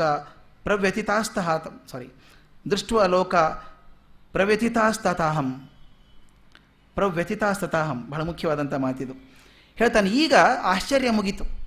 ಹೇಳ್ತಾನೆ, ರೂಪಂ ಮಹತ್ತೇ ಬಹುವಕ್ತ್ರ ನೇತ್ರಂ ಮಹಾಬಾಹೋ, ಅಸಂಖ್ಯಾತ ಮುಖಗಳನ್ನು ನೋಡ್ತಾ ಇದ್ದೀನಿ, ಅತ್ಯಂತ ನೇತ್ರಗಳನ್ನು ನೋಡ್ತಾ ಇದ್ದೀನಿ, ಪಾದಗಳನ್ನು ನೋಡ್ತಾ ಇದ್ದೀನಿ, ಉದರಗಳನ್ನು ನೋಡ್ತಾ ಇದ್ದೀನಿ, ಮುಂದೆ ಕೋರೆ ಹಲ್ಲುಗಳಿರುವಂಥ ನಿನ್ನ ಕರಾಳ ರೂಪ ಕೂಡ ನೋಡ್ತಾ ಇದ್ದೀನಿ. ಇದರಿಂದ ಲೋಕ ಭಯಗ್ರಸ್ತವಾಗಿದೆ ಅಂತ ಹೇಳ್ತಾನೆ. ದೃಷ್ಟ್ವಾ ಲೋಕ ಪ್ರವ್ಯಥಿತ, ಲೋಕ ನೋಡಿ ಅವ್ರಿಗೆ ಗಾಬರಿಯಾಗಿದೆ ಅಂಥೇಳಿ ಮುಂದೆ ತಂದು ಸೇರಿಸ್ತಾನೆ. ಸ್ತತಾಹಂ, ನಾನು ಕೂಡ ಗಾಬರಿಯಾಗಿದ್ದೇನೆ ಅಂತ. ಲೋಕಕ್ಕೆ ಗಾಬರಿ ಆಗಿದೆ ನಿನ್ನ ಕರಾಳ ರೂಪ ನೋಡಿ, ಆ ಉಗ್ರ ರೂಪನ ಗಾಬರಿ ಆಗಿದೆ, ನನಗೂ ಗಾಬರಿ ಆಗಿದೆ ಅಂತ ಹೇಳ್ತಾನೆ. ಅಮೀಚತ್ವಾಂ ಧೃತರಾಷ್ಟ್ರಸ್ಯ ಪುತ್ರಾಃ ಸರ್ವೇ ಸಹೈವ ಅವನಿಪಾಲ ಸಂಘೈ ಭೀಷ್ಮೋ ದ್ರೋಣಃ ಸೂತ್ರಪುತ್ರಸ್ತತಾಸೌ ಸಹಾಸ್ಮದೀಯೈರಪಿ ಯೋಧ ಮುಖ್ಯೈ. ಯಾರ್ಯಾರು ಕಾಣಿಸ್ತಾ ಇದ್ದಾರೆ ಅಂತ ಹೇಳ್ತಾನೆ. ಧೃತರಾಷ್ಟ್ರನ ಎಲ್ಲ ಪುತ್ರರೂ ಕಾಣಿಸ್ತಾ ಇದ್ದಾರೆ ನನಗೆ, ಅವರ ಸ್ನೇಹಿತರಾದ ರಾಜರು ಕಾಣಿಸ್ತಾ ಇದ್ದಾರೆ, ಭೀಷ್ಮರು ಕಾಣಿಸ್ತಾ ಇದ್ದಾರೆ, ದ್ರೋಣರು ಕಾಣಿಸ್ತಾ ಇದ್ದಾರೆ, ಕರ್ಣ ಕಾಣಿಸ್ತಾನೆ, ನಮ್ಮ ಮುಖ್ಯ ಯೋಧರು ಕೂಡ ಕಾಣಿಸ್ತಾ ಇದ್ದಾರೆ. ಅವ್ರು ಏನು ಮಾಡ್ತಿದ್ದಾರೆ ಅಂದರೆ ನಿನ್ನ ಭಯಂಕರವಾದ ಬಾಯಿಯನ್ನು ವೇಗವಾಗಿ ಪ್ರವೇಶಿಸ್ತಿದ್ದಾರೆ ಒಳಗಡೆ ಅಂತ. ಇಷ್ಟು ಎಲ್ಲರೂ ನಿನ್ನ ಬಾಯಿಯನ್ನು ಸೇರ್ಕೊಳ್ಳೋದಷ್ಟೇ ಅಲ್ಲ, ಮುಂದೆ ನಿನ್ನ ಹಲ್ಲಿನ ಸಂದುಗಳಲ್ಲಿ ಪುಡಿ ಪುಡಿಯಾದ ಕೆಲವರ ತಲೆಗಳನ್ನು ನೋಡ್ತಾ ಇದ್ದೇನೆ ನಾನು ಅಂತ ಹೇಳ್ತಾನೆ. ಅಗ್ನಿ ಬಂದಂಗೆ ಬರ್ತಾ ಇದೆ, ಅದರೊಳಗೆ ಎಲ್ಲರೂ ಬಾಯಿಯೊಳಗೆ ವೇಗವಾಗಿ ಹೋಗ್ತಾ ಇದ್ದಾರೆ. ಯಾರ್ಯಾರು? ಎಲ್ಲರೂ. ದಯವಿಟ್ಟು ಗಮನ ಬಿಡಬೇಕಾದದ್ದು ಅಂದರೆ, ಇದು ಗೀತೋಪದೇಶ ಆಗ್ತಿರೋದು ಯುದ್ಧಕ್ಕಿಂತ ಮೊದಲು, ಯುದ್ಧ ಶುರು ಆಗೋದಕ್ಕಿಂತ ಮೊದಲು. ಈಗಾಗಲೇ ಭೀಷ್ಮರು, ದ್ರೋಣರು, ಕರ್ಣರು ಎಲ್ಲರೂ ಅವನು ಬಾಯಿಯೊಳಗೆ ಹೋಗ್ತಿರೋದನ್ನು, ಹಲ್ಲಿನ ಸಂಧಿಯಲ್ಲಿ ಸಿಕ್ಕು ತಲೆ ಪುಡಿ ಆಗ್ತಿರೋದನ್ನು ಅರ್ಜುನ ಕಾಣಿಸ್ತಾ ಇದ್ದಾನೆ. ಹೇಳ್ತಾನೆ, ಹೇ ಮಹಾವಿಷ್ಣುವೇ, ಈ ಜನರೆಲ್ಲ ಭಕ್ಷ್ಯಗಳು ಎನ್ನುವ ಹಾಗೆ, ತಿನ್ನೋ ಪದಾರ್ಥ ಅನ್ನೋ ಹಾಗೆ ಎಲ್ಲ ಪಕ್ಕಗಳಿಂದಲೂ ನಿನ್ನ ಉರಿ ಬಾಯಲ್ಲಿ ಹೋಗ್ತಾ ಇದೆ ಎಲ್ಲ ಅನ್ನೋದು. ಈ ಅಪೂರ್ವವಾದ ತೇಜಸ್ಸಿನಿಂದ ಬ್ರಹ್ಮಾಂಡ ಸುಡ್ತಾ ಇದೆ, ಬ್ರಹ್ಮಾಂಡ ಸುಟ್ಟು ಹೋಗ್ತಾ ಇದೆ. ನಿಜವಾಗೂ ಭಯಗೊಂಡಂಥ ಅರ್ಜುನ ಈಗ ಪ್ರಶ್ನೆ ಮಾಡ್ತಾನೆ, ನೀನು ನಿಜವಾಗ್ಲೂ ಯಾರಪ್ಪ? ಉಗ್ರ ರೂಪ ನೋಡಿ ನನಗೆ ಹೆದರಿಕೆ ಆಗ್ತದೆ, ನೀನು ಯಾರು ಹಾಗಾದರೆ ಅಂತ. ಅಖ್ಯಾಹಿ ಮೇಕೋ ಭವಾನುಗ್ರ ರೂಪೋ ನಮೋಸ್ತುತೇ ದೇವ ವರಪ್ರಸೀದ ವಿಜ್ಞಾತು ಮಿಚ್ಛಾಮಿ ಭವಂತ ಮಾಧ್ಯಂ ನಹಿ ಪ್ರಜಾನಾಮಿ ತವ ಪ್ರವೃತ್ತಿಂ. ದೇವ, ನೀನು ನಮಸ್ಕಾರ ಮಾಡ್ತೀನಿ, ಏನು ನಿನ್ನ ಲೀಲೆ ನನಗೆ ಗೊತ್ತಾಗ್ತಾ ಇಲ್ಲ. ಈಗ ಅರ್ಜುನನ ಗಾಬರಿ ಆಗೋದಕ್ಕೊಂದು ಕಾರಣ ಇದೆ. ಬಾಲ್ಯದಿಂದ ಕೃಷ್ಣನನ್ನು ನೋಡಿಕೊಂಡು ಬಂದಿದ್ದಾನೆ, ಅವನ ರೂಪ ಪರಿಚಿತವಾದಂಥ ರೂಪ ಅವನಿಗೆ. ಈ ವಿಕಾರವಾದಂಥ ರೂಪವನ್ನು ಎಂದೂ ನೋಡಿಲ್ಲ ಅವನು, ಅದ್ಭುತವಾದ ಉಗ್ರ ರೂಪವನ್ನು ನೋಡಿಲ್ಲ. ಅದಕ್ಕೆ ಹೇಳ್ತಾನೆ, ಏನು ನಿನ್ನ ನೀಲೆ ಇದು? ಈ ರೀತಿಯ ಉಗ್ರ ರೂಪ ಧರಿಸಿದಂಥ ನೀನು ಯಾರು? ಯಾತಕ್ಕೋಸ್ಕರ ಈ ರೂಪ ಧರಿಸಿದೆ ನೀನು, ನನಗೆ ಹೇಳು ಅಂತ ಅರ್ಜುನ ಕೇಳಿದಾಗ ಕೃಷ್ಣ ಹೇಳ್ತಾನೆ, ಬಹಳ ಅದ್ಭುತವಾದ ಮಾತಿದು. ಕಾಲೋಸ್ಮಿ ಲೋಕಕ್ಷಯಕೃತ್ ಪ್ರವೃತ್ತೋ ಲೋಕಾನ್ ಸಮಾಹರ್ತುಮಿವ ಪ್ರವೃತ್ತಃ ಋತೆ ಪಿತ್ವಾಂ ನ ಭವಿಷ್ಯಂತಿ ಸರ್ವೇ ಏ ಅವಸ್ಥಿತಾಃ ಪ್ರತ್ಯನೀಕೇಶು ಯೋಧಾಃ. ಇಲ್ಲಿ ಸಮಗ್ರ ರೂಪ ದರ್ಶನ ಆಗ್ತದೆ ಅವನಿಗೆ. ನಾನು ಯಾರು ಅಂತ ಕೇಳಿದ ಹೇಳ್ತಾನೆ, ಇಡೀ ಲೋಕವನ್ನು ಕ್ಷಯಕ್ಕೊಳಿಸೋಕ್ಕೋಸ್ಕರ ವೃದ್ಧಿಯಾದಂಥ ಕಾಲಪುರುಷ ನಾನು. ಇಡೀ ಲೋಕವನ್ನು ನಾಶ ಮಾಡೋದಕ್ಕೋಸ್ಕರ ಬಂದಂಥ ಕಾಲಪುರುಷ ನಾನು. ಎಲ್ಲರನ್ನು ನುಂಗೋದಕ್ಕೆ ನಾನು ಸಿದ್ಧನಾಗಿದ್ದೇನೆ, ಈಗ ಎಲ್ಲರನ್ನು ಆಹುತಿ ತಗೊಳ್ಳೋಕ್ಕೆ ಸಿದ್ಧನಾಗಿದ್ದೇನೆ. ಕಡೆ ಮಾತು ಬಹಳ ಮುಖ್ಯ, ನೀನು ಯುದ್ಧ ಮಾಡದಿದ್ದರೂ ಕೂಡ ನಿನ್ನ ಮುಂದಿರುವ ಯೋಧರು ಯಾರೂ ಉಳಿಯೋದಿಲ್ಲ. ಈ ಮಾತು ಬಹಳ ಮುಖ್ಯ ಅರ್ಜುನನಿಗೀಗ. ನೀನು ಯುದ್ಧ ಮಾಡದೆ ಹೋದರೂ ಕೂಡ ಮುಂದಿರುವಂಥ ಯೋಧರು ಯಾರೂ ಉಳಿಯೋದಿಲ್ಲ ಅಂತ ಹೇಳ್ತಾನೆ. ತಸ್ಮಾತ್ ತ್ವಂ ಉತ್ತಿಷ್ಠ. ಹಾಗಾದ್ರೆ ಹೇಳಿದ ಮೇಲೆ ಹೇಳಿದ್ನಲ್ಲ, ನೀನು ಇಲ್ಲದೆ ಹೋದರೂ ಸಾಯ್ತಾರೆ ಅವರು ಅಂತ ಹೇಳಿದ್ನಲ್ಲ, ಉತ್ತಿಷ್ಠ ಯಶೋಲಭಸ್ವ, ಯಶಸ್ಸನ್ನು ಗಳಿಸು. ಜಿತ್ವಾ ಶತ್ರುನ್, ಶತ್ರುಗಳನ್ನೆಲ್ಲ ಸೋಲಿಸು. ಭುಂಕ್ಷ್ವ ರಾಜ್ಯಂ ಸಮೃದ್ಧಂ, ಸಮೃದ್ಧಿಯಾದ ರಾಜ್ಯವನ್ನು ಭೋಗಿಸು. ನೀ ಕ್ಷತ್ರಿಯ, ನೀನು ಚೋತ್ರನ ವೈದ್ಯಗಳನ್ನೆಲ್ಲ ಕೊಲ್ಲು, ರಾಜ್ಯವನ್ನು ತಗೋ, ಸುಭಿಕ್ಷವಾದ ರಾಜ್ಯವನ್ನು ತಗೋ, ಚೆನ್ನಾಗಿ ಅನುಭವಿಸೋದನ್ನು. ಮಯೈ ವೈತೆ ನಿಹತ ಪೂರ್ಯಮೇವ ನಿಮಿತ್ತ ಮಾತ್ರಂ ಭವ ಸರ್ವ ಸಾಚಿನ್, ನಿಮಿತ್ತ ಮಾತ್ರಂ ಭವ ಸವ್ಯ ಸಾಚಿನ್. ಈ ಮಾತು ಕಡೆ ಮಾತು ಬಹಳ ಮುಖ್ಯ. ಅರ್ಜುನನ ಕೆಲಸ ಏನು ಅಂತ ಸ್ಪಷ್ಟ ಗೊತ್ತಾಯ್ತಿಲ್ಲ. ಆದ್ದರಿಂದ ಹೇಳಪ್ಪ, ಯುದ್ಧ ಮಾಡು, ಕೀರ್ತಿ ಪಡೆ, ಶತ್ರುಗಳನ್ನು ನಾಶ ಮಾಡಿ ಸಮೃದ್ಧವಾದ ರಾಜ್ಯವನ್ನು ಅನುಭವಿಸು. ನಿನ್ನ ಜೊತೆಗಿದ್ದಾರಲ್ಲ ಮುಂದೆ ಎಲ್ಲ ಕೌರವರು, ಅವರೆಲ್ಲ ನನ್ನಿಂದ ಮೊದಲೇ ಹತ್ತಿರಾಗಿದ್ದಾರೆ, ಅವರೆಲ್ಲ ಮುಗಿಸ್ಬಿಟ್ಟಿದ್ದೆ ನಾನು, ಸತ್ತೋಗಿದ್ದಾರೆ ಅವರೆಲ್ಲ. ನಿಮಿತ್ತ ಮಾತ್ರಂ ಭವ ಸವ್ಯ ಸಾಚಿನ್. ಸವ್ಯ ಚಾಚಿ, ನೀನು ನಿಮಿತ್ತವಾಗಿ ನಿಲ್ಲಬೇಕಷ್ಟೇ, ಕಾರಣ ಮಾತ್ರ ನೀನು. ನೀನೇ ಯುದ್ಧ ಮಾಡಿ ಗೆಲ್ತೀನಿ ಅಂತ ಭ್ರಮೆ ಬೇಡ. ನೀನು ಯುದ್ಧ ಮಾಡದಿದ್ದರೂ ಕೂಡ ಅವರೆಲ್ಲ ಸಾಯ್ತಾರೆ. ಆದ್ದರಿಂದ ನಿಮಿತ್ತವಾಗಿ ಕಾರಣ ಪುರುಷನ ನಿಂತ್ಕೋ ನೀನು ಅಂತ ಹೇಳ್ತಾನೆ. ಈಗ ಒಂದೇ ಕ್ಷಣಕ್ಕೆ ಅರ್ಜುನಿಗೆ ಸ್ಪಷ್ಟವಾಗಿ ಗೊತ್ತಾಯಿತು. ಈ ಶ್ಲೋಕ ಆದಮೇಲೆ ಅರ್ಜುನಿಗೆ ಸ್ಪಷ್ಟವಾಗಿ ಕಲ್ಪನೆ ಬಂತು. ಒಂದು 2-3 ಪಾಯಿಂಟ್ ಹಾಕ್ಕೊಂಡಿದ್ದೆ. ಏನೇನು ತಲೆಗೆ ಬಂತು ಅವನಿಗೆ ಅರ್ಜುನನಿಗೆ ಅಂತ. ಮೊದಲೇದಾಗಿ ಅವನಿಗೆ ಸ್ಪಷ್ಟ ಆದದ್ದು ಅಂದರೆ, ಧರ್ಮವನ್ನು ಕಾಪಾಡೋದು ಈಶ್ವರನ ಜವಾಬ್ದಾರಿ, ಅರ್ಜುನಂದಲ್ಲ, ಯಾರದ್ದೂ ಅಲ್ಲ. ಅದಕ್ಕೆ ಅವನು ಶಾಶ್ವತ ಧರ್ಮಗೋಪ್ತ. ನಾನು ಅಂದ್ಕೊಂಡಿದ್ದೆ ಧರ್ಮ ಸಂರಕ್ಷಣೆಗೋಸ್ಕರ ಹೋರಾಡ್ತೀನಿ ಅಂತ ಅಂದ್ಕೊಂಡಿದ್ದೆ. ಈಗ ಅರ್ಥ ಆಯಿತು, ನಮ್ಗೆ ಯಾರ್ದೂ ಕೆಲಸ ಅಲ್ಲ, ಧರ್ಮ ಸಂರಕ್ಷಣೆ ಮಾಡೋದು ಈಶ್ವರನ ಜವಾಬ್ದಾರಿ. ಎರಡನೇದ್ದು ಭಾಳ ಮುಖ್ಯವಾಗಿರೋದು, ಈ ಧರ್ಮ ಸಂಸ್ಥಾಪನೆ ಮಾಡೋದಕ್ಕೆ ಏನೇನು ಮಾಡಬೇಕು ಅನ್ನುವಂಥ ನೀಲನಕ್ಷೆ ತಯಾರಾಗಿ ಹೋಗಿದೆ, ಬ್ಲೂ ಪ್ರಿಂಟ್ ಆಗಿ ಹೋಗಿದೆ ಈಗಾಗಲೇ. ಅದು ಏನು ಮಾಡಬೇಕು ಅಂತ ತೀರ್ಮಾನ ಆಗಿ ಹೋಗಿದೆ, ಏನೇನು ಆಗಬೇಕು ಅಂತ ಸ್ಪಷ್ಟ ಕಲ್ಪನೆ ಆಗಿ ಹೋಗಿದೆ. ಅರ್ಜುನ ಬೇಡ ಅಂದರೆ ಅದು ನಿಲ್ಲೋ ಅಂತಿಲ್ಲ, ನಡೆದೇ ತೀರ್ತದೆ. ಈ ಪಾಯಿಂಟ್ ಅರ್ಜುನಿಗೆ ಅರ್ಥ ಆಯಿತು. ಪ್ಲ್ಯಾನ್ ಆಗಿ ಹೋಗಿದೆ. ನಾನೇನು ಅಂದ್ಕೊಂಡಿದ್ದೆ, ನಾನೇ ನಾಯಕ, ಯುದ್ಧ ಮಾಡ್ತೀನಿ, ಅವರೆಲ್ಲ ಹೊಡೆದು ಯುದ್ಧ ಗೆಲ್ತೇನೆ ಅಂತ ಅಂದ್ಕೊಂಡಿದ್ದೆ. ಈಗ ಸ್ಪಷ್ಟ ಆಗೋಯ್ತು, ಪ್ಲ್ಯಾನ್ ಆಗಿ ಹೋಗಿದೆ, ಏನೇನು ಆಗಬೇಕು ಅಂತ ಆಗಿತೀರುತ್ತೆ. ನಾನು ಯುದ್ಧ ಮಾಡದೆ ಹೋದರೂ ಯುದ್ಧ ಮುಗಿದು ಹೋಗ್ತದೆ. ದೈವವನ್ನು ಅಂಗೀಕರಿಸದೇ ಇರುವುದು ಅಹಂಕಾರ ಅಂತ ಗೊತ್ತಾಯಿತು. ದೈವ ನಮಗೇನು ಕೆಲಸ ಕೊಡ್ತದೋ ಅದನ್ನು ತಗೊಳ್ಬೇಕು, ತಗೊಳ್ಳದೆ ಹೋದಾಗ ಅದು ಅಹಂಕಾರ ಆಗ್ತದೆ ಅಂತ. ಇನ್ನೊಂದು ಸ್ಪಷ್ಟ ಆಯಿತು ಅರ್ಜುನನಿಗೆ, ಹಾಗಾದರೆ ಯುದ್ಧ ಯಾಕೆ ಬೇಕಾಗಿತ್ತು? ಲೋಕದ ಸಂಸ್ಥಿತಿಗೆ ಯುದ್ಧ ಅನಿವಾರ್ಯ ಆಗಿತ್ತು, ಭೂಭಾರ ಹರಣ ಆಗಬೇಕಾಗಿತ್ತು, ಆದ್ದರಿಂದ ಯುದ್ಧ ಅವಶ್ಯವಾಗಿತ್ತು. ಇನ್ನೊಂದು ಸ್ಪಷ್ಟ ಆಯಿತು ಅರ್ಜುನಿಗೆ, ಬಹಳ ಮುಖ್ಯವಾಗಿ ಅವನಿಗೆ, ಅವನ ಗ್ರೌಂಡಿಗೆ ಅಂತಾರಲ್ಲ, ಅವನು ಸರಿಯಾಗಿ ಬುದ್ಧಿ ಕಲಿಸಿದಂಥ ಮಾತು ಇದು ತಿಳಿದದ್ದು ಅವನಿಗೆ. ಯುದ್ಧ ಆಗಿರೋದು ಪಾಂಡವರ ರಾಜ್ಯಕ್ಕೋಸ್ಕರ ಅಲ್ಲ, ಅರ್ಜುನನಿಗಾಗಿ ಅಲ್ಲ ಯುದ್ಧ ಆಗಿರೋದು. ಅಂದ್ಕೊಂಡಿದ್ದ ಪಾಂಡವರು ಸಹಾಯ ಮಾಡೋಕ್ಕೆ ಕೃಷ್ಣ ಬಂದಿದ್ದಾನೆ ಅಂತ. ಪಾಂಡವರ ಕಡೆಗೆ ಧರ್ಮ ಇರೋದರಿಂದ ಕೃಷ್ಣ ಅವ್ರ ಕಡೆಗೆ ಇದ್ದಾನೆ, ಇಲ್ಲಿ ಹೋದ್ರೆ ಅವ್ರ ಕಡೆ ಇರ್ತಿರಲಿಲ್ಲ. ಅವನಿಗೊಂದು ನೆಪ ಬೇಕಾಗಿತ್ತು ಯುದ್ಧ ಮಾಡೋದಕ್ಕೆ, ಅದಕ್ಕೋಸ್ಕರ ಬಂದಿದ್ದಾನೆ ಹೊರತಾಗಿ ಪಾಂಡವರನ್ನು ಉದ್ಧಾರ ಮಾಡೋಕ್ಕೆ ಬಂದಿದ್ದಾನೆ ಅಂತ ಅನಿಸಿಲ್ಲ ಅವನಿಗೆ. ಅರ್ಜುನನಿಗೆ ಈಗ ಅನಿಸುತ್ತೋ ಯುದ್ಧ ಕಾರಣ, ಅದು ನಾವಿದ್ದೇವೆ. ಇನ್ನೊಂದು ಬಹಳ ಮುಖ್ಯ ಅಂದರೆ, ಅರ್ಜುನ ಯುದ್ಧಕ್ಕೆ ಕಾರಣನಲ್ಲ, ಬರೀ ಉಪಕರಣ ಮಾತ್ರ ಅಂತ. ಯುದ್ಧಕ್ಕೆ ಕಾರಣ ಅರ್ಜುನ ಅಲ್ಲ, ಬರೀ ಉಪಕರಣ ಮಾತ್ರ ಅವನು ಅಂತ. ಇನ್ನೊಂದು ಅರ್ಜುನನಿಗೆ ಹೊಲದ ತಲೆಗೆ ಆವಾಗ, ಯುದ್ಧ ಆಗಿ ಜನ ಸಾಯಬೇಕು ಅಂದರೆ 2 ಸೈನ್ಯ ಬೇಕು. 2 ಸೈನ್ಯ ಹೊಡೆದಾಡಿದ್ರೆ ತಾನೇ ಭೂಭಾರ ಹರಣ ಆಗೋದು. ಒಂದು ಸೈನ್ಯ ತಯಾರಾಗಿ ನಿಂತುಬಿಟ್ಟಿದೆ, ಕೌರವ ಸೈನ್ಯ ತಯಾರಾಗಿ ನಿಂತುಬಿಟ್ಟಿದ್ದಾರೆ, ಅವರು ಯುದ್ಧಕ್ಕೆ ತಯಾರಾಗಿದ್ದಾರೆ. ಇನ್ನೊಂದು ಕಡೆಗೆ ಆ ಮುಖ್ಯ ಯೋಧ ಇದ್ದಾನಲ್ಲ, ಅವನ ಮನಸ್ಸೇ ಹೊಯ್ದಾಡ್ತಾ ಇದೆ. ಯಾರು? ಅರ್ಜುನ. ಒಂದು ಪಾರ್ಟಿ ಯುದ್ಧಕ್ಕೆ ತಯಾರಾಗಿ ನಿಂತುಬಿಟ್ಟಿದೆ.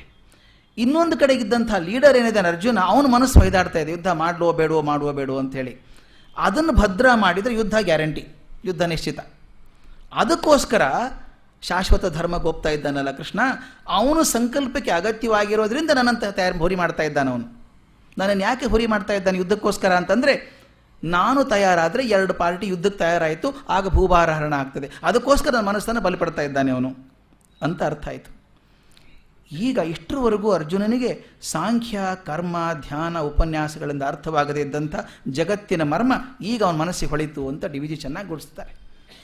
ಇಷ್ಟರವರೆಗೇನು ಗೊತ್ತಾಗಿರಲಿಲ್ಲ, ಅದಕ್ಕೆ ತಕ್ಷಣ ಗೊತ್ತಾಯಿತು ಅವನಿಗೆ. ಅವನಿಗೇನು ಗೊತ್ತಾಯಿತು? 2-3 ವಿಷಯ ಅಂತಂದರೆ, ಮೊದಲೇದ್ದು, ಈ ಕೃಷ್ಣ ಇದ್ದಾನಲ್ಲ, ಇವನು ನನ್ನ ಸ್ನೇಹಿತ ಅಲ್ಲ, ಇವನು ಜಗನ್ನಿಯಾಮಕ.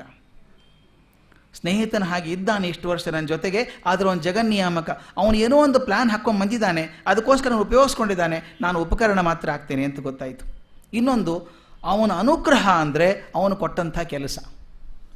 ಭಗವಂತ ನಮಗೆ ಅನುಗ್ರಹ ಮಾಡೋದು ಯಾವುದೋ ಕೆಲಸ ಕೊಡ್ತಾನೆ, ಆ ಕೆಲಸವನ್ನು ನಾವು ಮಾಡದೇ ಇರೋದು ಅಧರ್ಮ ಆಗ್ತದೆ. ಭಗವಂತ ಕೊಟ್ಟ ಕೆಲಸವನ್ನು ನಾವು ಮಾಡಬೇಕು, ಮಾಡದೆ ಹೋದರೆ ಅಧರ್ಮ ಆಗ್ತದೆ. ಕೇಳ್ತಾರೆ, ನಾವು ಮಾಡದೇ ಹೋದರೆ ಏನಾಗ್ತದೆ? ಮಾಡದೆ ಹೋದರೆ ಧರ್ಮ ನಿಲ್ಲೋಲ್ಲ, ಆದರೆ ನಮ್ಮ ಜೀವ ಪ್ರಗತಿ ಹಿಂದಾಗ್ತದೆ ಅಂತ.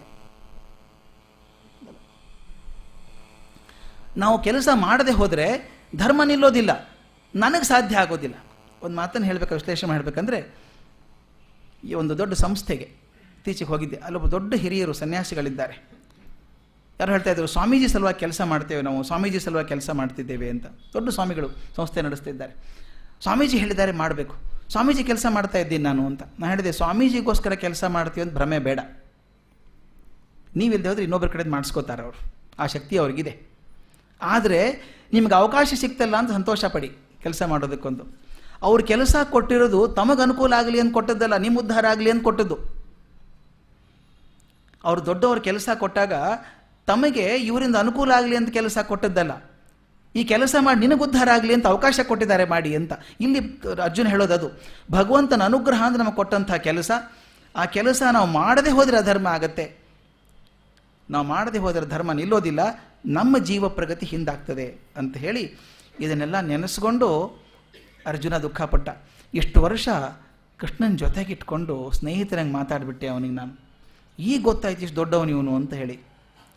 ಪಶ್ಚಾತ್ತಾಪ ಆಯಿತು ಅವನಿಗೆ. ಕೇಳ್ಕೊತಾನೆ, ಭಾಳ ಚೆನ್ನಾಗಿದೆ. ಸಖೇತಿ ಮತ್ವ ಪ್ರಸಭಂ ಯದುಕ್ತಂ, ಹೇ ಕೃಷ್ಣ ಹೇ ಯಾದವ ಹೇ ಸಖೇತಿ, ಅಜಾನತ ಮಹಿಮಾ ಅನಂತ ವೇದಂ ಮಯಾ ಪ್ರಮಾದಾತ್ ಪ್ರಣಯೇನ ವಾಪಿ. ಮುಂದೆ ಇದಕ್ಕೆ ಪ್ಯಾರಲಲ್ ಆಗಿ ನನಗೆ ಸಿಕ್ಕೋದು ಮತ್ತೆ ಟ್ಯಾಗೋರ್ ಗೀತಾಂಜಲಿಗೆ ಹೋಗ್ಬೇಕು ನಾನು.